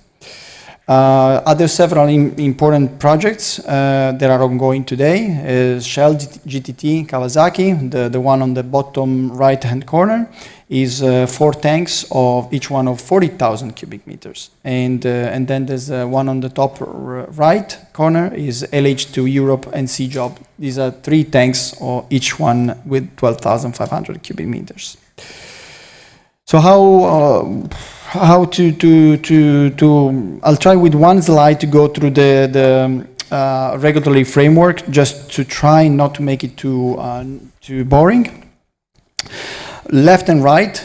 On the right, we have the regional and national drivers, and on the left of the slide, we have the actual regulations that are in place. Regional and national will see the European Union that we all know is pushing for with the Green Deal and the Fuel EU ETS, and all these regulations everybody more or less have heard of. RED is the push for having fuel that contains part of let's say environmentally friendly fuels. Then there is the Energy Taxation Directive, and so on and so forth. Other principal drivers are United States, Canada, China, and Japan, very strong on hydrogen, and even South Korea. On the international side, we know regulations are driven by IMO, and with SOLAS and MARPOL, which are basically the regulatory frameworks that are captured and implemented by states. The existing international regulations that deals with the equipment is basically ISO and ASTM standards. And then there are other organizations like IBA, SIGTO, SGMF, CIMAC. All these organizations are basically associations of people that handle, deliver, transport, or produce hydrogen, and these guys try to put together and come up with guidelines and help to the associates members and the industry in general, of course. And then, of course, the IX, which ABS is part of, the International Association of Classification Societies, that comes together, working groups, and try to help with United's requirements and recommendations. That's pretty much all. Within SOLAS, we have the IAGF. ISM code is relating crew and implementation of safety guidelines, safety guides on how to handle products. STCW is about the crew, how crew is being trained, and IGF code and IGC code are really the core. Problem with this and with IMO problem, the intrinsic characteristic of IMO is that is a legislative organization, and it's tend to be slow in the decision-making process. So we're currently using the IGF code, which is the code for fueled vessel, for vessels that carry fuels with low flash point, designed for LNG, but with a proviso, with some annexes and some provisions to apply that to other low flash point fuels like hydrogen, which under a framework of alternative design. Alternative design that comes into that introduces the risk assessment. Risk assessment is something we've been hearing left and right today and yesterday. It's basically the way to address risks, minimize or cancel them altogether. Just to say how we are working within the IMO framework, because one of the other issues is we've been talking today about the purity of hydrogen, just in the previous panel. There must be regulations and requirements that define how to produce and how to consider a fuel being suitable, not suitable, being green, not green, pink, and all these different colors. For instance, for methanol, which is now already being used in ships, in shipping, an ISO fuel standard for methanol is still not available. It's still in preparatory stage. So if we're waiting for something for hydrogen, that is going to take some time. Yeah, I think that's pretty much all. And two little other points. We know about hydrogen pretty much, or enough. We've been talking about in some other slides. I think it should be taken care of, especially the very large flammability range from 4 to 75% in air. And these aspects are the flammable range in particular, and in general all the hazards are taken care and considered during the risk assessments. There is in fact one. Yeah, okay, I'll leave it that. One last slide, but our specific experience in the range that we're talking about yachts. ABS is working on this hydrogen vessel built to ABS class for as a research vessel for the University of California and San Diego, and that's pretty much all. Thank you, Daniele, and thank you for making it as short as possible. I just have one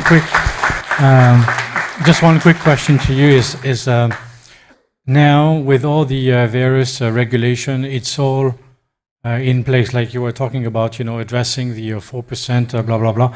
So all the double wall piping, all these things, all these set of rules, and have been validated by the various classification societies.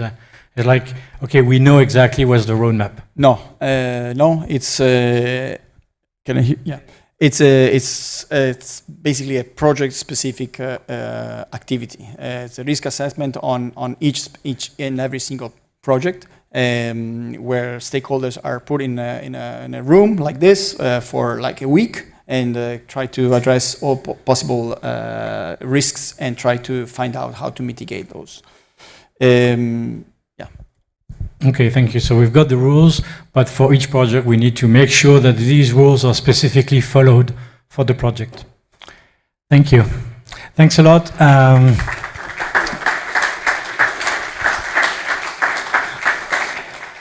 Trying to catch up on time, we'll have two quick project presentations who do a bit of breathing in these technical aspects. Nice presentation of actually projects that exist, that run on hydrogen fuel cells. And to start with that presentation, I'm asking Paolo Dassi, who's the technical manager at Blue Game, to be introducing to us a boat that was mentioned a few times this morning, and he's going to tell us a little bit more about it. Hello. Hi. Good morning, everyone. I will be talking you through the development and the design and the use of the hydrogen-powered vessel for the America's Cup, as mentioned before by other colleagues. Okay, we'll see a brief video before.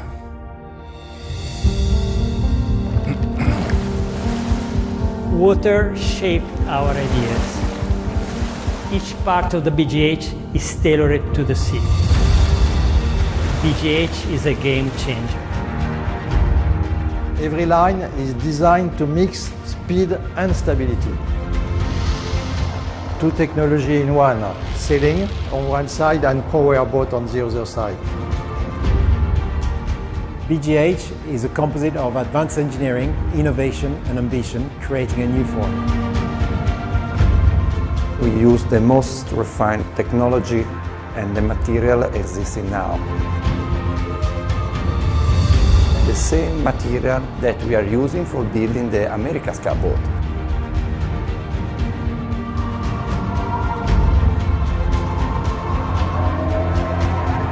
Our engine is powered by hydrogen, fly on the sea at 50 knots and zero emissions. The battery works together with the fuel cell, and at the end we have steam. That's all. You have to understand the water before dominating it. This boat is not just made to float, but to rise above everything. Science, it's our art. It combines the peculiarity of a boat and the airplane. Foils are the BGH wings. BGH foil have a full titanium and stainless steel body, the strongest material for the lowest water resistance. BGH doesn't just follow the wave's rhythm, it predicts it. BGH software is fast, efficient and unique. I led an amazing crew to create a hydrogen-powered vessel able to support America's Cup teams during the next America's Cup. An international team of experts selected to obtain the maximum know-how. BGH is ready to come back to water. A new era is started.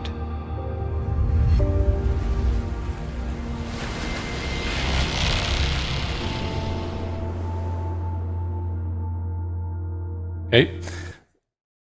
So some few words on the project. We say here daring attitude, and this is because this is something that has never been done before. And it combines the challenges of a completely new propulsion system, which is hydrogen fuel cell, together with foiling. So a boat that not only stays in displacement mode, but also flies over the water. Something I have not heard before is the connection between weight and hydrogen power. So weight against the power that is available from fuel cell and all the weight that a boat needs to carry because of these different means of propelling it. For us, of course, the weight is incredibly important because we need to fly, so we need to reduce the resistance and reduce the weight of the vessel. And just to give you an example, on this boat, the composite structure, so the complete boat weighs some kilos more than 1 ton. If we combine the weight of the fuel cells, the tanks, the piping, and the manifolds, we are approximately at 1.6 tons, only accounting for the hydrogen system. And this is very important for a vessel like this, and it's something that I think we should consider also when evaluating different ways of propelling a boat. This is the first boat that has been built combining all of these elements. As mentioned before, the protocol of the next America's Cup asks to the teams to have at least one hydrogen-powered vessel that needs to fly at 23 knots. It needs to reach 50 knots, and it needs to have a range of about 160 nautical miles. Of course, all of these parameters put together require quite a bit of optimization, and also to be able to provide a solution that complies with apparently different requirements. Because of course, if you optimize foils, for example, for a speed of 50 knots, they cannot be optimized for 24, 25, when the boat needs to start flying. And of course, if you need to provide energy for a range of 160, 170 nautical miles, it means that you need to add some weight in the boat, which is not something you want to reach the highest speeds. So it's been a matter of going through many design loops to define all of the parameters to be able to achieve the results that the protocol requires us to. Okay. So I can skip this one.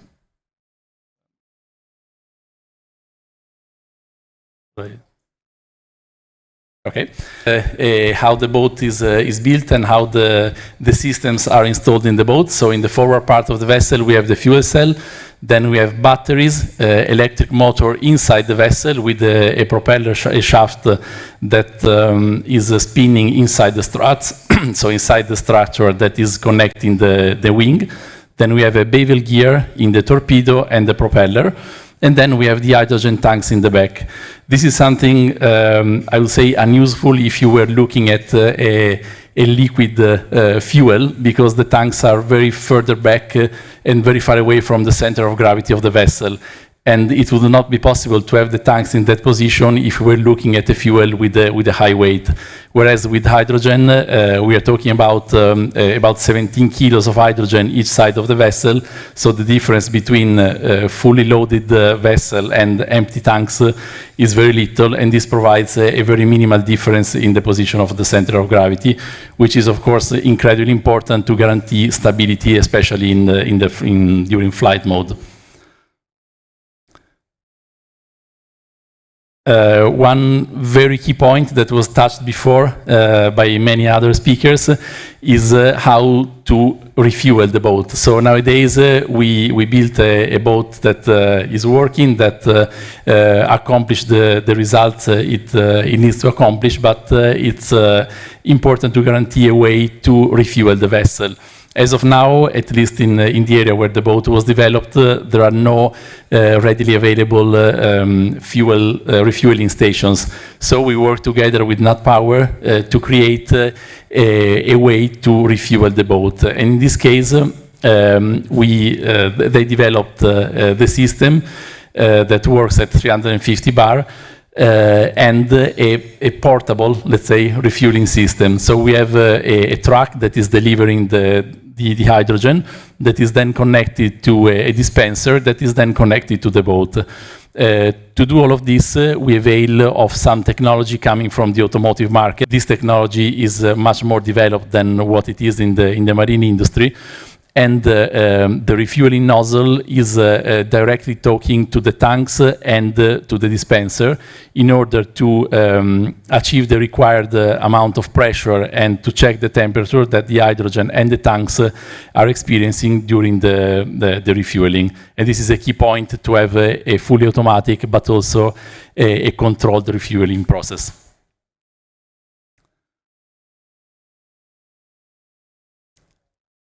Of course, this project has been a very big investment for San Lorenzo and Blue Game, because, as I mentioned before, nothing of what is installed nowadays on board had been developed before. So every single item, I would say pretty much every single item we have on board, starting from the fuel cell, the batteries, all of the electric systems, the foils, the transmission, the propellers, everything is made on purpose for this vessel, which created a substantial amount of work in coordinating the different teams, and also in terms of time and money spent for this project. What we learned from this adventure, I would say, is going to be translated in some future models that will go in the production. This is the Blue Game BGF 45, in which we will take the experience we had in the foils in the HSV in a 45-footer leisure craft.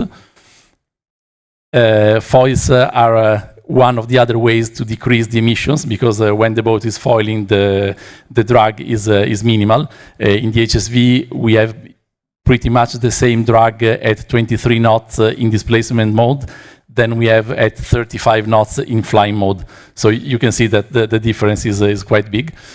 So this is one of the ways we can follow to decrease the emissions also in leisure vessels. And you see on the right hand side the possible propulsion. So it's an IPS, and again we can lower the size of the IPS because of the foils, which means that the boat will consume less fuel, which means smaller tanks. So we are in a virtuous loop that allows us to create a much more efficient vessel from the emissions and also a general efficiency point of view. And this is instead the BGM 65HH, so it's a multi-hull, much bigger than the HSV, which will have a Volvo hybrid and a fuel cell system installed as an electric way, as a way to produce electric power. Something that I think it's quite important, especially for the marine industry, is also to look at hydrogen and fuel cells as a way to create energy, not only for the propulsion, but also for the hotellerie, especially in vessels that require a lot of power, namely big vessels that require a lot of electric energy. There are many advantages apart from the emissions. One is the noise, because fuel cells are pretty much no noise, which is of course a very important feature to have in a leisure vessel.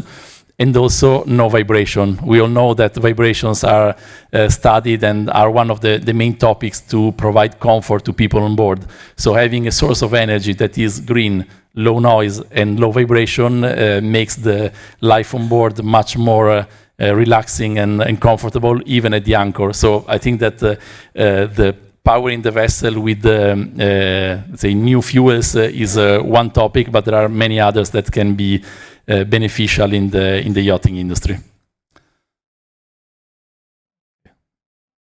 So this is the powertrain and what I mentioned before for the BGM 65HH, with the two fuel cells that are exactly the same as the ones we are using in the HSV project, and the same for the tanks. So the powertrain, let's say, to provide electricity is exactly translated from the HSV experience into this production vessel.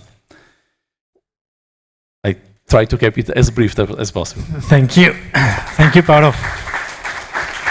Very, very promising developments, and I like the idea that the prototype and the technology developments for, obviously, a prototype boat for America's Cup is going to be translated into commercial development. So I'm afraid there's no time for questions, but because there's going to be lunch as soon as possible, which is basically in about half an hour, you'll be able to speak to Paolo and ask him questions directly about their development. And sorry for that, but we need to catch up. Thank you, Paolo. The other project we're going to be presenting is, I'm calling Jan Olaf Willems, who is the founder of ZEM. And as you probably all know, the Scandinavia is a very nice territory for the development of the use of hydrogen solutions. And Jan Olaf has been spearheading a number of projects there. So he's going to be taking us briefly through one of these. Thank you.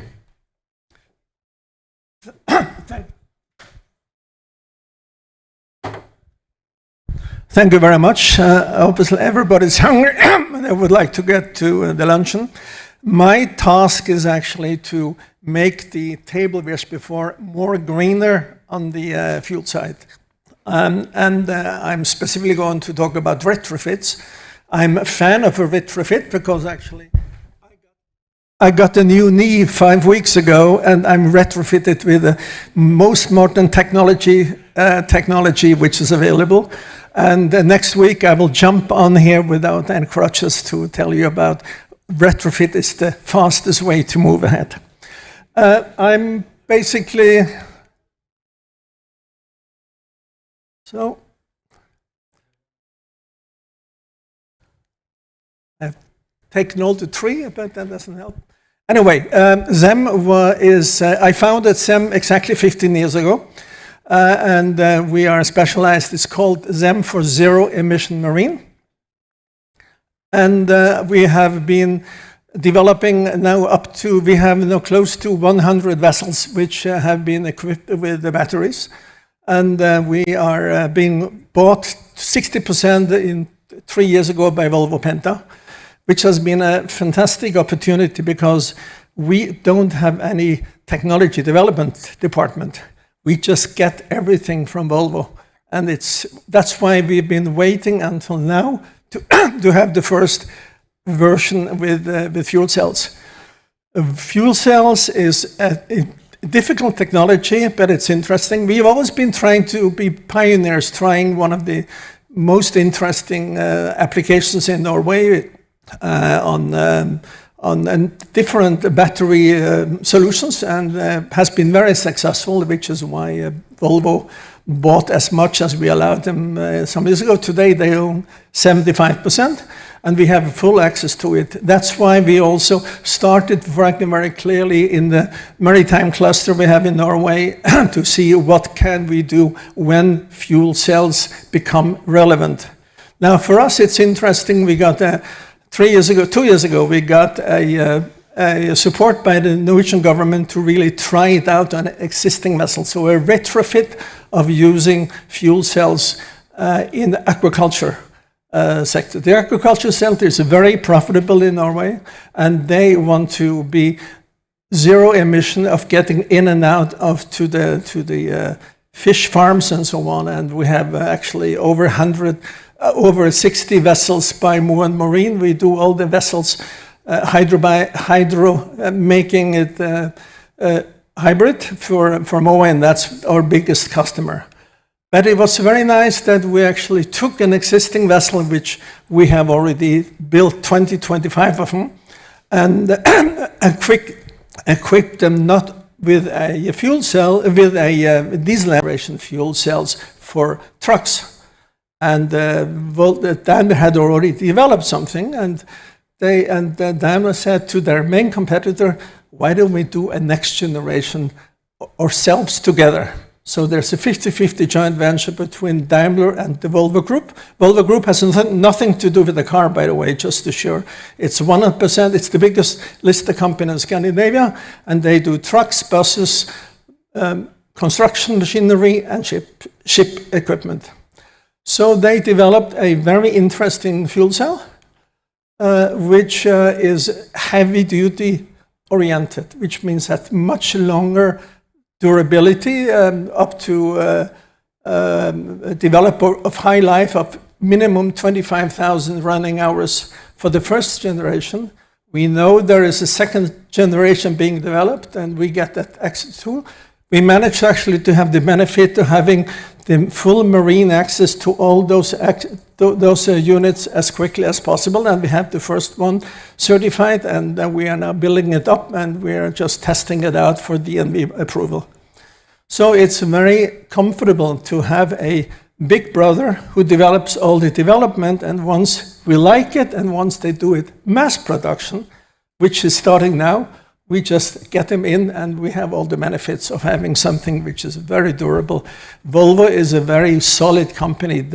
It takes 2, 3, 4 years until they release something. Release something. So we have the benefit of being in that situation. And once we like it, then we can use it, and that's what we've been doing the last year.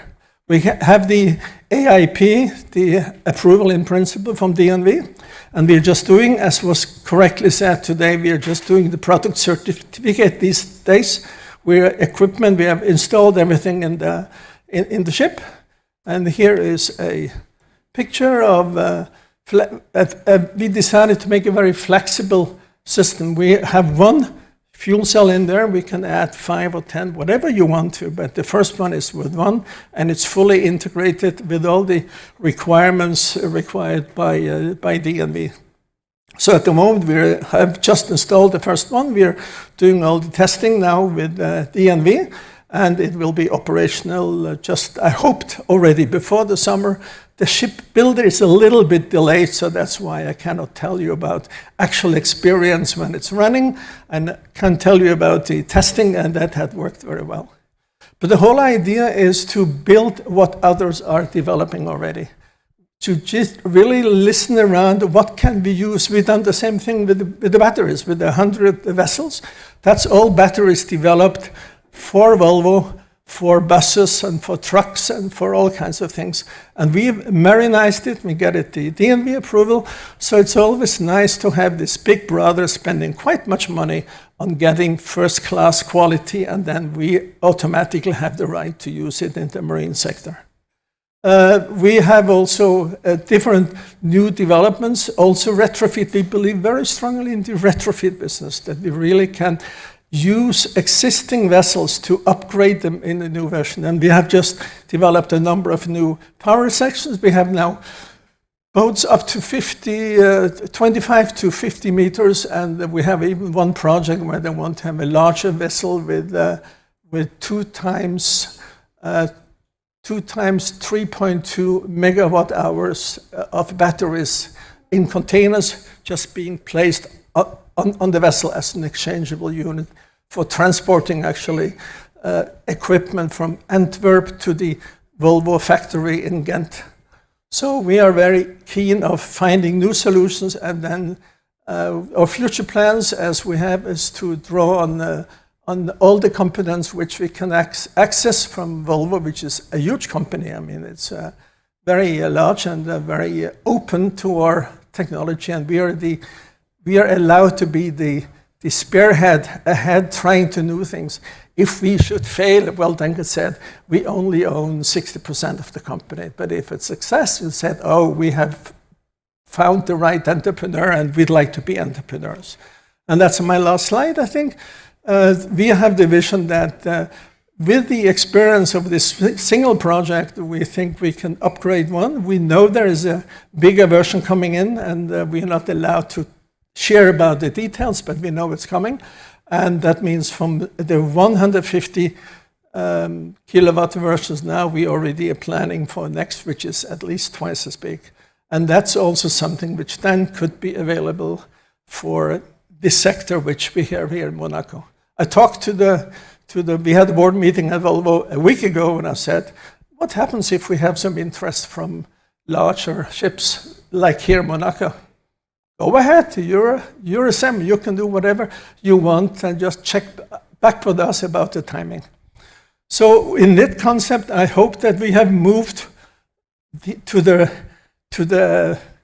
that side of the former picture, which is the availability and the fast speed. I think we can go much faster than waiting for building new ships and making retrofits of quite many ships with a standardized off-the-shelf situation as we have it there. Government of Norway is very supportive on all those things, and we are also part of a number of international projects. The Norwegian government wants to be Norwegian companies to be a leading player in that sector, and fortunately they have sold quite much oil, so now they feel they have to spend so much more on zero emission, and we benefit from that. That's my short version of the things, I think. Thank you. Yeah. Lovely. Thank you. So we can see with these two projects that it's moving forward in reality, and not just as prototyping anymore, but obviously from the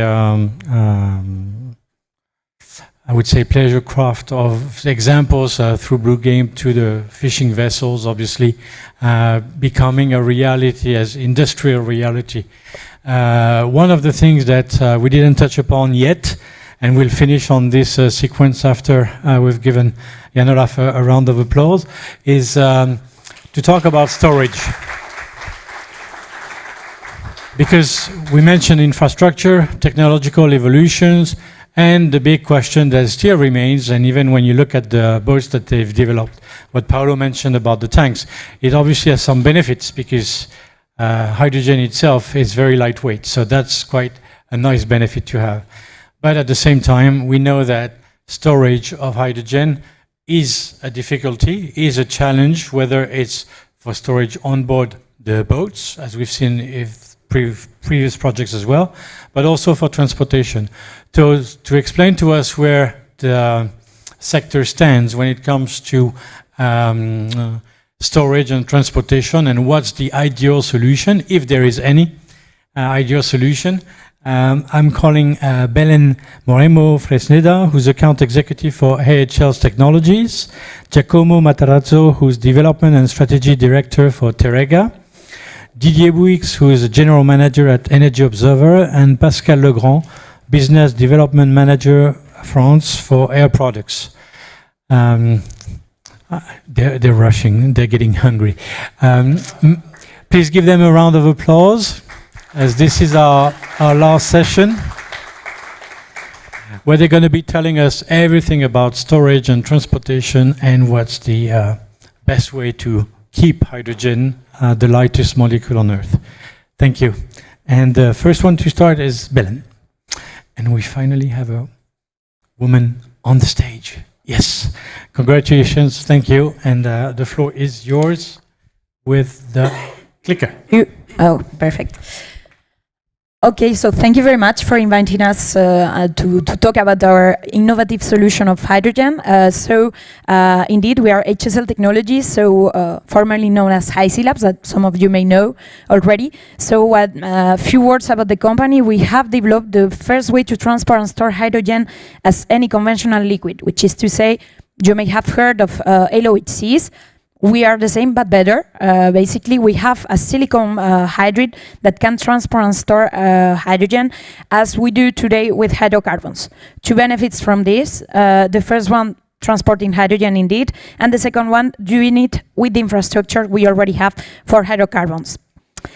If we focus on the mobility sector, more concretely on the maritime mobility sector, this is actually going to bring some amazing advantages, such as the fact that not only we are going to be able to reuse the infrastructure of the vessels we already have for hydrocarbons, but also the fact that our technology, unlike any other liquid carrier, doesn't need energy to release the hydrogen out of the molecule, which is to say by just using water, and yes, we can use salt water, we can get the hydrogen out of the molecule. This is interesting also because there's some extra heat from the exothermal hydrolysis that we use to be reused, for example, for heating the vessel, and some other advantages that I will be happy to discuss with you because I think that we have limited time. So thank you. Thank you very much. Very efficient. Well done. Thank you for inviting us to this conference. I think that maybe it's, I will introduce Terega. Terega is a company that is transporting methane in the southwest of France. So we are at the center of two crossing points, so Atlantic and Mediterranean, and Spain and France. So we are a company that is historically, it's more 70 years, but we have a 700 million of turnover and 600 people. So we are investing in hydrogen, in CO2, and in all what is the transition, and we would like to make it real. And when we say real, is I'm happy that before discussing, so make available infrastructure that will transport hydrogen and store hydrogen on an entire country, not only for a port, but we are looking at the problem at a really big stage. So I'm going straight to the point. What we are doing for hydrogen, we are doing corridors and mobility projects, because we believe that as Terega, we have to be developer. That means to develop the big infrastructure. Last week, we signed the agreement with the OG, GRT, and Enagas to develop 2 billion project that is called H2 Med Barmar. We defined the governance. As Terega, we will take about 17%, and the target is 2030. It's a PCI, means that European Community Project already, and it's a project that will transfer the good, cheap Spanish hydrogen to the rest of the Europe, so France and Germany. This one is real. We are already investing. This year, we already assigned the pre-feasibility study to engineering study. We will start survey. So the first part. Second one is the ISO. ISO is a project 1.2 billion that in south of France, again 2030 target because it's aligned with the rest. In this project we have 10 days of storage. That will mean that all the southwest of France will be able to stay without supply for 10 days without affecting the availability of hydrogen in the region. It means that 10 days is a big amount for when you think of hydrogen, and it will be available in 2030. So to make the hydrogen market available and sustainable and a real market, because we think that when we think about hydrogen, we have to think that people will substitute other fuel that today are available, are cheap and are sustainable with something new. And so we have to make the same quality of product. We cannot give a product that is very complex and is not, or is super expensive, is not available everywhere. So at the same time, we think that we have to help markets to grow, because otherwise we will transport hydrogen for whom? And so we have all the project of mobility. So we are working on a refueling station. We already operate a refueling station in Ren. We are working on a project of refueling for boats. We are making events. So the point of Terega is that we will be at the side of people that are developing hydrogen market today as an investor, as an operator. We don't think that will be our long-term activity. We think that we need to be in the market now when the market needs the support of a company like Terega. And after, when the market is ready, we think that we will not need more any Terega, and we will concentrate to the corridor. So we are here to help.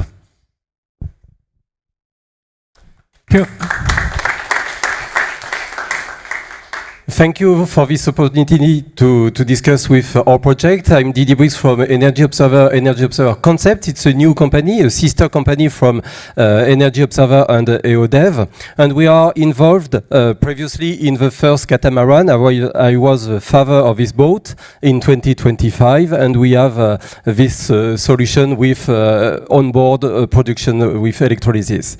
We are now involved in two ways. The first way is to develop solutions in order to solve the problem with chicken and eggs, and we want to develop some barges like this one in the middle, dedicated to the supply chain in harbor and marina.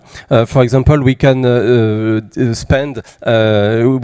produce inside the hydrogen, or we can use a refueling station to refuel the boats. Another time is to propose solution for the cold ironing, to propose more than 1 megawatt in this barge. And the second point is the focus is straight away for the new boat called Energy Observer 2. It's a cargo ship. We plan to launch this cargo ship in 2029. This boat is to promote the scale-up of hydrogen maturity. We want to propose this boat more than 155 meters length with 4.8 megawatt fuel cell on board, with coming from EODev, and we want to launch this boat with container ship for a feeder, as a feeder market, moving from the Atlantic coast to the Channel and the North Sea. And the autonomy for this boat is 14 days. And for this autonomy, we have to solve the problem with the storage with 42 tons.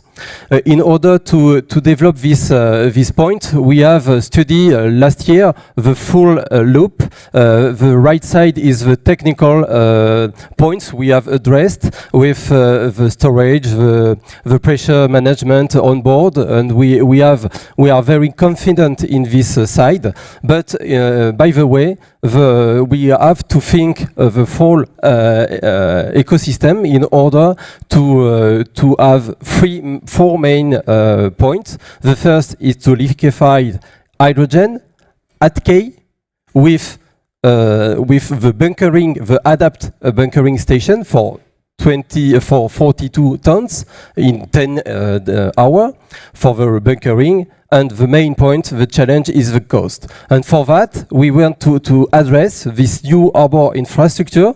And we announced last month a partnership with Chart Industries in order to liquefy directly at Coast Harbor.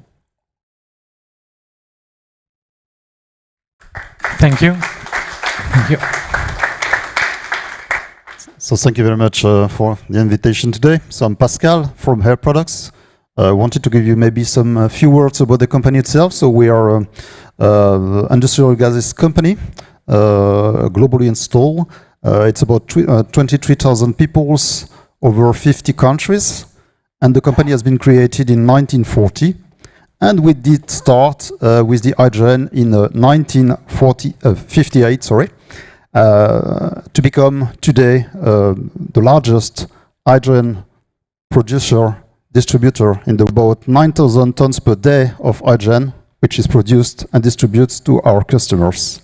What we wanted to do, of course, is to be engaged in that transition, helping our customer to decarbonize for the industry, but also for the mobility.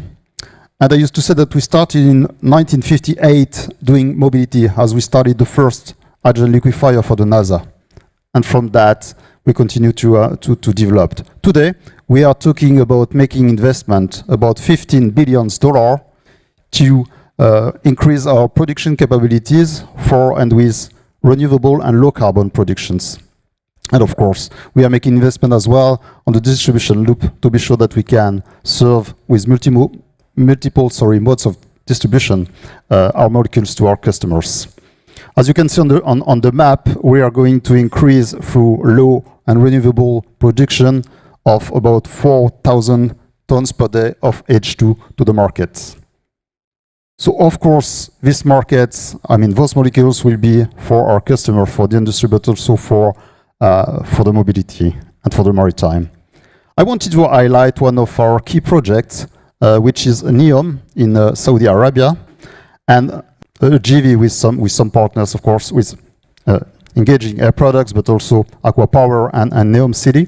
And all together, we wanted to go to the transition. So we are going to power 4 gigawatts of renewable electricity, meaning solar and wind, to supply a 2.2 gigawatt electrolyzers. This will give an output of 600 tons of renewable hydrogen to the market. This hydrogen will be then shipped from the production plant to imported terminals. In Europe, for instance, you will see, you probably saw that on the previous slide. So we are going to use for that renewable energy carriers, and this one will be the green ammonia. So of course we will have, and we are talking about storage and supply mode. We are going to use a dedicated jetty for it. And my last slide on that. We need to talk to you, and I was very happy this morning to hear that we have all to work together to succeed. We've got an experience on the maritime as well. We started 20 years ago to supply liquid hydrogen for the Navy submarines, and we've got some solution, of course, production, as I said, but also distribution mode, pipeline. We've got already today 1,200 kilometers of pipes for hydrogen. We've got a solution with container swap, liquid and gaseous, high pressure. We've got liquid hydrogen bunkering and ammonia bunkering solution in development today. So nice to be there, and thank you very much for. Thank you. After this introduction, a few questions to all of you, but I will start with Belen. Your solution, and then the other can think about their answers already. Your solution, do you already know, not that much talking about maturity of it, but in terms of the final cost, not so much on the production side, but once you actually deliver it to the boats out there, do you have an estimate of where you're going to be? Yes? Sure. So actually, it's a great question, thought like that, because indeed our cost, actually our solution is going to be more costly at the production side. What is actually not going to be costly at all, it's at the what we call the release side of the consumption side. Why? Because we actually don't need anything else than our reactor to make it possible, and the water, of course, to make the reaction. That means that actually not only transportation is going to be less expensive, because we are going to be as expensive as, for example, diesel or transporting gasoline, but also the release of hydrogen, the use of hydrogen is not going to be expensive because we just add the water, we get the hydrogen out, and we get some extra heat. Actually, if we decided to sell this heat, well, not really our business model, but if we decided to do it, we could actually have some revenue of it. In the end, that's what we are actually exploiting. Our solution is unlike the other transportation methods because actually it doesn't increase the cost of hydrogen released and like any other. But your production cost is quite high in comparison to, let's say, green hydrogen from a solar farm, for example, electrolysis. Is it a lot higher in production cost, but a lot lower in transportation cost? Yeah, actually, it's actually not higher than the production, because our goal is not to produce hydrogen, is to couple our factories of charging hydrogen to these hydrogen production sites directly, so we don't have any other type of transportation on this value chain. And for doing this, of course, we will be at places where energy is cheaper, because the cost that we are going to have at the production site is going to be electricity. If we couple to places where hydrogen is produced in a cheaper way, definitely there's going to be energy available. So even if, of course, we have an energy cost, it's not going to be this much, because we will be producing, I don't know, hydrogen at 2 cents a kilowatt hour. I don't know. It depends on the business case you are exploring, but it is definitely the place where we have to be, not at the consumption side, but at the production side. It is where the energy is available, so it is where we need the energy. So you'll basically be affected, your cost will be affected in the same way as like everybody from the price of electricity. Indeed, yeah. That's actually the main problem of the hydrogen value chain. But typically you would be using what Teréga will be bringing in of course. as a gaseous hydrogen from the pipelines into your factory to transform it and transport it. Okay. Yeah, I think that it's something that for the last mile is something that works, for remote area works, because we know that clearly our development of the network are first trunk line, and we don't think that for 2030 everyone will have a hydrogen at home. Sorry, but it's not our plan yet. So I think that the combination of different technology in the initial phase will create really an environment where we will see pipeline transportation for a big quantity. We are by far the cheapest way to transport hydrogen in any case. So when we compare the pipeline, when you have infrastructure for public utility infrastructure, so it's probably the most efficient way to transport hydrogen to make available. So, and this is the scheme of Teréga, because we are a TSO, so we are used to work for public interest, meaning that we are not making pipeline dedicated to one single user, but to the entire region or country. And this is the philosophy of Barmar and also ISO, but I think that all the pipelines that you see in the map are the same. And on this picture, we will not differentiate from that we have to be third-party access, so we cannot give preference to user. Barmar will launch the first call of interest for the 2025, and so with the call of interest we also present the cost of the project, making some hypotheses on how long it will be available, the pipeline, but we are speaking about a period that is 25-50 years, so it's in terms of duration of the asset, so we are really looking long term. So typically like your pipeline, like the Barmar one, yeah, which we obviously are very interested in this region, when is it meant to be like fully operational? 2030? 2030, yeah. We are keeping this.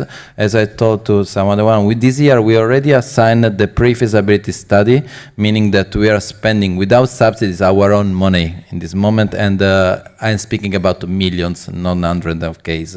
So already this year, and we are working on this. We anticipate the money, not waiting for subsidies, to be ready by 2030. And when you look at the cost of that, I mean, okay, we go back to the same example. You're producing out of your solar farm in Spain, taking the pipeline. What's the percentage of the total cost of when I want to refuel my hydrogen here? Our target is to be like the gas today. So the gas today is 10% of the value of the commodity, and we would like to stay in the same range for hydrogen. Okay. And so when it comes to NEOM, then you're producing there hydrogen, right? Obviously, there's a lot of sun in Saudi Arabia. You're producing hydrogen, green hydrogen from renewable. How do you transport it back to Europe using one of these corridors? Yeah, we're going to do that by a dedicated jetty, as I said, and using as an energy carrier the green ammonia for that. So that's the way we are going to make the importation from NEOM, Saudi Arabia, to our terminals, which will be, for what have been announced, in the north of Europe, Rotterdam, UK, and Germany. No pipeline.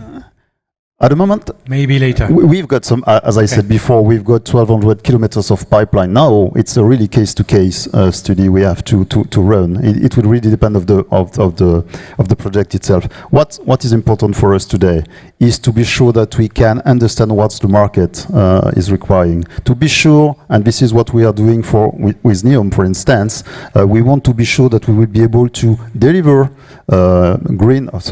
renewable hydrogen and renewable ammonia, if the market is there, on time, at scale, and that's the case with NEOM, because the product will be available and the manufacturing plant will be available for an on-stream by 2026.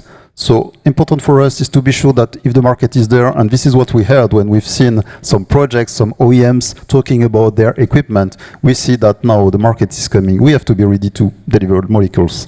So that's what we are doing. Just maybe quickly on the model, what we are doing within Air Products, I talk about the first facilities in 1958. We are talking about experience. So that's what we want to bring in the field for the failure. And what we want to do also is to keep our model, which is we want to build, own, and operate to be sure that we are on the complete value chain. When you say you're going to be using, obviously, hydrogen carriers like to bring through ships, how do you estimate the comparison in cost of transportation compared to pipelines, for example?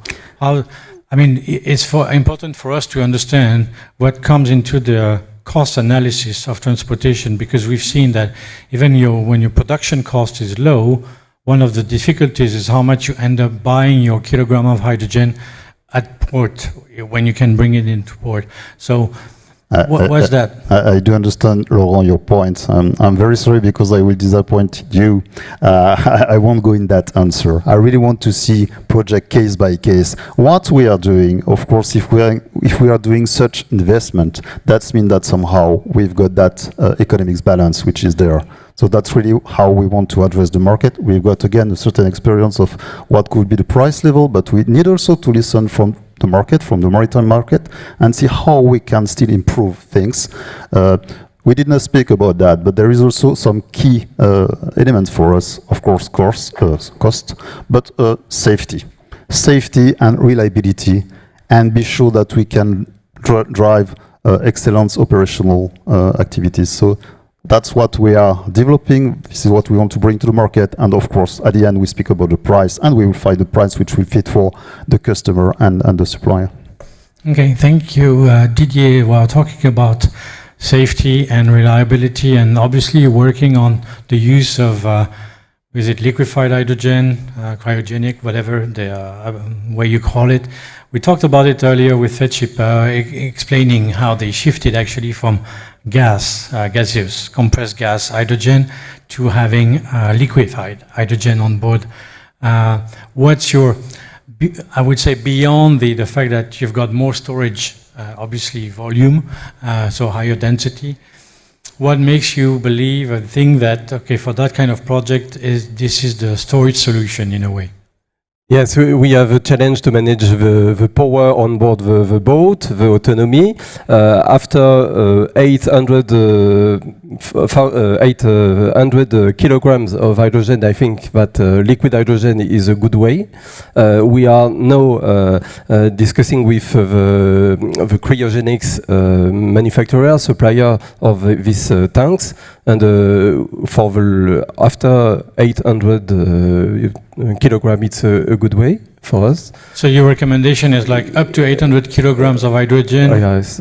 Go for gas, compressed? Yes. And beyond that, You should aim for more. After, if you have a fleet with case by case, we have to analyze also the power you have during this route, and we have to manage the 2 points: energy and storage, and the power you need.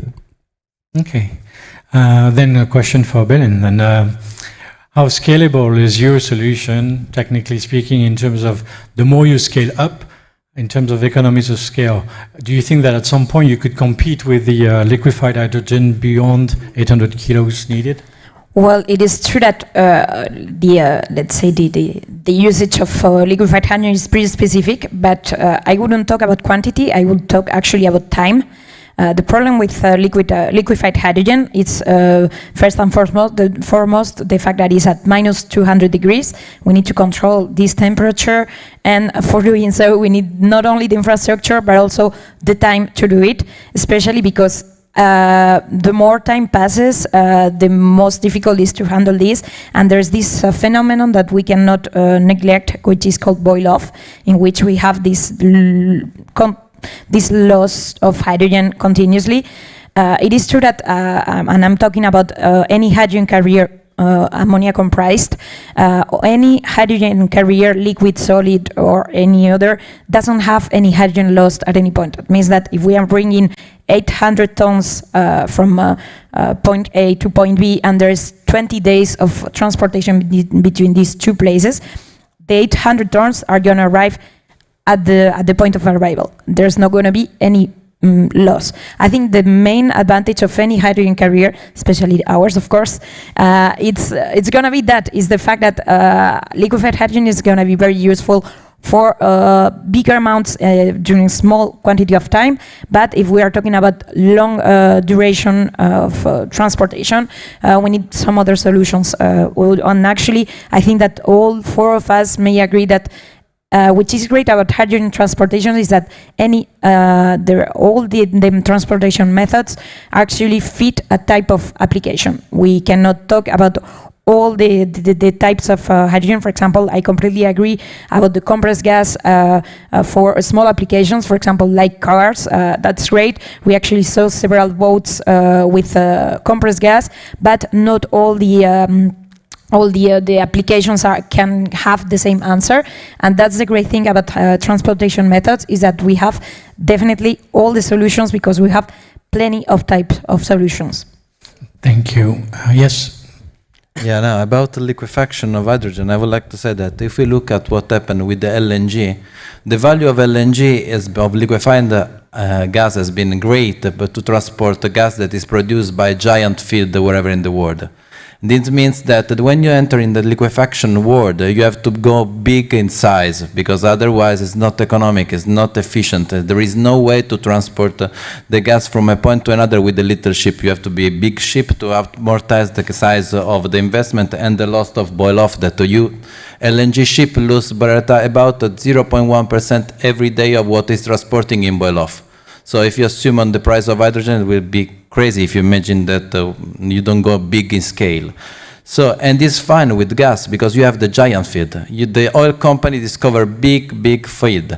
With hydrogen today, we are not already working on a giant production of hydrogen. So it's a very limited case, and probably only in specific geography we can imagine to have a big production of blue hydrogen or green hydrogen. So I think that the liquefaction hydrogen could be an opportunity if we are able to go in big on the production of hydrogen. If we are staying small, it's a solution that is fine for a specific solution like Navy, absolutely, but it's a way to transport. It's not a specific case that have problem of volume. It cannot be applied on big mass, and not to, especially with the scattered production of hydrogen with 100 solar field, each one with its own electrolyzer producing hydrogen. This one is not fitting with the liquefaction. Thank you. One last question from me, potentially, unless you're too hungry and you want to go for lunch. Yeah, I don't want afterwards. To be in between people and the food. We understand a lot of the things that we talked about today, and this will be the opportunity for you to give us your feelings on that, is that it's a chicken and egg story in many instances, many aspects. For projects, for boats, for development, for infrastructure, for regulations, okay, things are catching up. For obviously transportation and storage, it's also to a certain extent a chicken and egg. It's probably even the primary chicken and egg story for most of the yachting projects. When we can improve storage, make it better, easier with hydrogen, then we can sort out a number of challenges. My question is pretty simple and yet quite difficult to answer. How much of the chicken and egg aspect is the production, transport, storage, distribution of hydrogen, according to you, part of the problem or part of the answer? It's a bit philosophical now. Well, from my point of view, and I think that we will all agree that actually the storage has produced this chicken and egg situation. If we had had an ideal situation of transportation of hydrogen, we will have developed production, we will have developed consumption. That's definitely the point. About the future of this situation, this complicated situation, I think it's important to have a look at the solutions that are there. And well, I think that the main problem of the hydrogen ecosystem today is that production is not there when we promised it. We promised a huge production quantity, and then I think that the solution to get this production will be to easily transport and store hydrogen. That's where all four of us are going to intervene, and I think that the way to get this chicken and egg solved will be to democratize hydrogen thanks to the transportation methods we are today promoting here. I don't know what do you think, guys. Do you agree?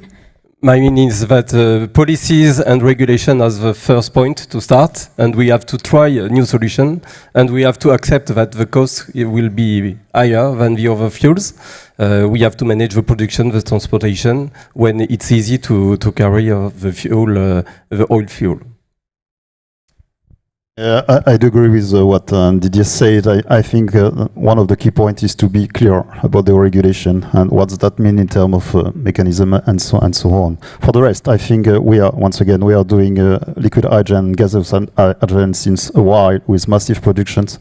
We've got infrastructure to do hydrogen refueling solutions, so we know how to do that. We need to get the regulation aligned. We need also to understand what that means. I do agree. H2 won't be all parts of the puzzle. It will be really pieces of the puzzle. We just need to understand where it makes sense, then going there and to develop it. But we need that molecule as well, liquid or gaseous, and we need to fix some issue to get the market going on. If you wait for the market to make the demand, we don't wait. We don't wait, Laurent. We are. I try to illustrate what we are doing in terms of investment. We are talking about between $15 to $20 billion to invest in production capabilities. We do investment as well on the distribution loop to be sure that we've got cryogenics containers, gaseous containers for the customer. What we need indeed is to get this clarification on regulation, because sometimes it's a showstop for some of our customers, because they need to understand if they have to invest now or not. But we need really what we need to develop. It is really to have our. And I think that when I'm coming from oil and gas company, so this is my first assignment in Sinasopra to the green economy, and this is I perceive as my opportunity to do something good for next generations. I'm 44, and so I think that this is the real challenge for me. So hydrogen for me is not a chicken and egg. It's a kind of an opportunity for us to change the perspective. And I think that everyone in this table are making effort to deal a little bit of the chain, knowing that the other will make the other piece. It's not, I'm sure that Air Liquide is doing what they can in their piece, and I'm doing in mine. And if we are all together here, it's because we think that is possible, and we believe that the other will do their part too. So it will happen simultaneously, not chicken and egg. And in the chain, I think that this conference proof there are a lot of people that are working in this little piece of part, both on the market, on the supply, on the transportation, transformation, and so I think that it's not a chicken and egg, it's something that we have to do and it's an opportunity.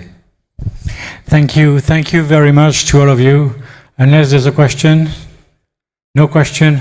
Great, you're all hungry. We need a drink.